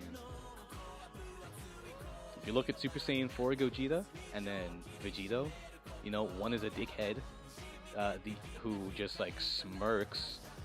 The other is a dickhead who laughs like crazy for his practical jokes. Like, I don't like to start arguments, but the orange is better than the yellow. Now you may continue. there's no argument there. The orange lining on the vest is just better. Especially with, like, okay, Gogeta Blue, that exists. If you had orange on the vest, then it's orange and blue. Ew. Alright, whatever, man. I think the only things that I wanted to say at this point was that it's rather ironic to see how similar to Broly Super's movie was, because they just go across the same points. This is the part where Broly transforms. This is the part where Paragus dies. This is the part where they lose. This is the part where they have to put their power together. This is the part where he does this move. This is the part where he rams someone's face through a wall. This is the part where the crater is made in this exact form. This is the part where Gogeta makes this magical rainbow orb that he just learned. That's another thing. They kind of did like the same kind of like checkmark list. Just, alright, we gotta do this, we gotta do this, we gotta have this appear in the movie. That kind of like almost nostalgia pandering, just checkmark. I still love how like they were re-releasing the original Broly and the Janemba movie. And you were like, oh, Gogeta and Broly are gonna be in the new movie. And I was just thinking, that's so stupid. No, I said that's so stupid. I know when I call you stupid, and I know when I call your idea stupid. Yeah, like super convenient. Like, yeah, oh yeah, Gogeta is also in it. Like from a marketing standpoint, it makes sense, because why not refresh the public's memory of like, oh, this is the thing is that both Janemba. First off, Gogeta, most popular movie character. He's the other fusion. You know, Gogeta and Vegeta was a timeless debate. Broly, most popular movie character. The Janemba movie and the Broly movie are the most popular movies out there. Like, no one really cares about Harudegan, even though Wrath of the Dragon is pretty decent, like visually and stuff. I've yet to watch it. I think even the Dragon Ball games, like Budokai 3 openings and Tenkaichi openings, like yeah, exactly. You got Budokai 3, how that ends with Broly and Gogeta. Has the fucking opening sequence, and there you go. There's Gogeta and Broly, and in Tenkaichi 3, it's the same thing. You got Broly and Janemba, and then you have Goku and Vegeta and Gohan. And then Toei in Japan releases like a 4D movie for this 4D theater, and guess what? It's Broly coming back. It's again Broly versus Gogeta, yeah. It's just literally all the same shit. I think. Oh god, 3.5 hours. There's not a lot more I can say. Yeah, The we need only to thing stop. at this the only thing at this point that I will leave off at is that I think that Super Broly is a more entertaining movie, but the direction and writing, and at some points even the art direction of movie 8 surpassed that film.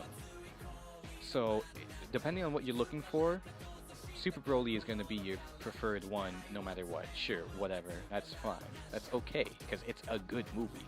I I love watching the movie, but I hate the fact that it is a canonical part of the lore. I hate what they did, For and I hate now, the fact until they redo it in Dragon they Ball al- Super 2. and I also hate the fact that this Broly was just not all that good. You know, they didn't really work well with the characters. Chilai, a little bit contrived. Limo, he was just a point of relation for me. I appreciated the fact that he was a more grounded character who wasn't energetic, who wasn't like any special super warrior or anything. You know, he wasn't a special henchman.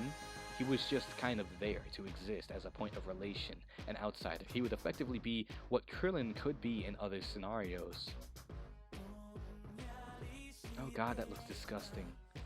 That's I guess he that's the does have his 4D long mo- hair, but That's the 4D movie with the 4D like yeah, know. rocking seats, heat and stuff.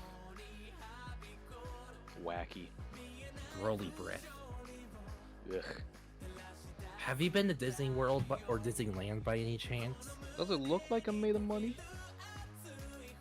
Never in my life. You look swag, but go on. Brown nose, what do you call them? Dogs? No, something else. Anyway, End this stream. right. The last final thing that I wanted to say is this is with the general animation style of new and old Dragon Ball. I really, really, really wish that the Sheeta style cuts did not use the auras the way they do. Like in that blue Gogeta GIF that you sent, Yeah. whatever, that looks beautiful, but it also maintains that fundamental shape of aura. But we see that Meanwhile, with in like the Ray, Sheeta the- cuts, in the hyperactive cuts, you have like this really. It's it's it's so thin. Like to me, this is an aura. That's what I like to see. I like to see depth in it. I like to see it in front of the character, maybe behind the character. I like to see it swirl up. I like that. I love that kind of aura. I think that the thinner aura that kind of just sways around like a liquid is just like more in line with the manga of Toriyama, like the original manga works. But that's You my like your preferred auras aura. fluffy. You like auras fluffy looking. Sure. I like my auras fluffy looking. And you don't like it when it looks like that, right? I don't like string cheese auras, no. It looks good, but I think it's because of the amount it moves. I would rather see a larger fireball around the character than to have something like a candle light. Yeah, like It's, a it's seasonal exactly that. fire. It's the difference between a candlelight and an actual fireball, like a campfire. That's the difference in animation styles. Both can rage and both can rage out and have their own like motion, but one of them just looks larger and more intense. Especially when you have a glowing light all around the character and it's not all that see-through.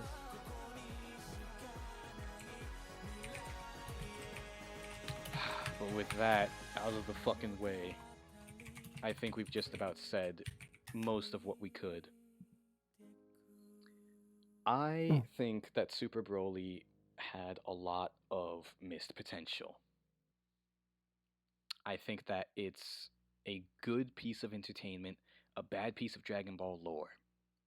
I think movie 8 is incredibly underrated, and as far as which one I prefer, upon rewatching Broly movie 8 in sub, I actually like stood up and said, "Oh my god, that's so cool," and really like just took in certain scenes. Meanwhile, in in Dragon Ball Super Broly, I was like, that's nice, that's neat. Oh, that looks pretty cool. But I spent more of my rewatch for like the scenes that I wanted to. I haven't rewatched it in full. I saw literally when Broly steps in, which to be fair, half the movie. But I spent more of my time trying to pause and look at what is actually happening to the characters because it just moved too fast. And that's just a very minor visual detriment. It's just to say that I was so invested in the action that I actually wanted to see all of it. I wanted to see the choreography. I wanted to see what this was. But because it was so frenetic, chaotic, and went all over the place, I wasn't really able to see everything that I wanted to, so I had to take time instead of it just being able to just gloss over my eyes and I absorb all the information. In movie 8, after Goku stops running away and Trunks blows up his jacket, Broly dashes towards him and looks towards Trunks. This is not like it's in one fell swoop. We see him on his back. He moves towards Goku, looks towards Trunks, and then dashes over to him. And then we get that sequence. We have a clear motion being broadcasted to us, and we get that kind of visual clarity, which is slightly lacking in Super Broly. Narratively, could have been a lot better. Character-wise, I'm glad the characters that were there were well represented, but the characters that they introduced could have been better. Limo wasn't used too much, which is probably why he was my favorite of the newer characters, because he just exists, because that's all he's supposed to do right then and there. He's not some sort of plot device. He's not that important. He's a complement. He's a supporting character. He's a personality foil. You know, the opposite of Chi-Lai's rather impulsive decision making. And overall, both movies I think are incredibly good. Like, I genuinely believe movie 8 is something that I can call incredibly good. As a film, I can definitely say it's not. It's still a good film, but as a film, then Super Broly is a far better product. Like, there's no argument there. But the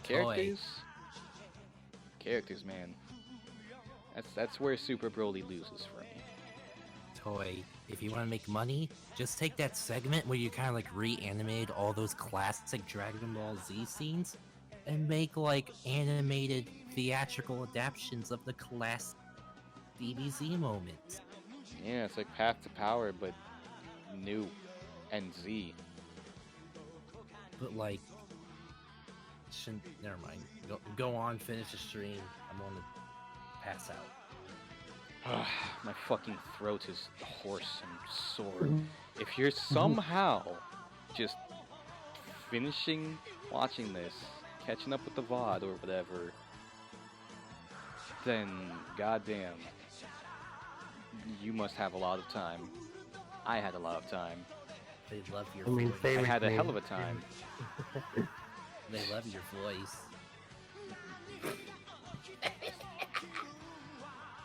Feels weird coming from you. Anyway, stay chill. And I mean, I am signing off. Subscribe, like, and shit. Yeah.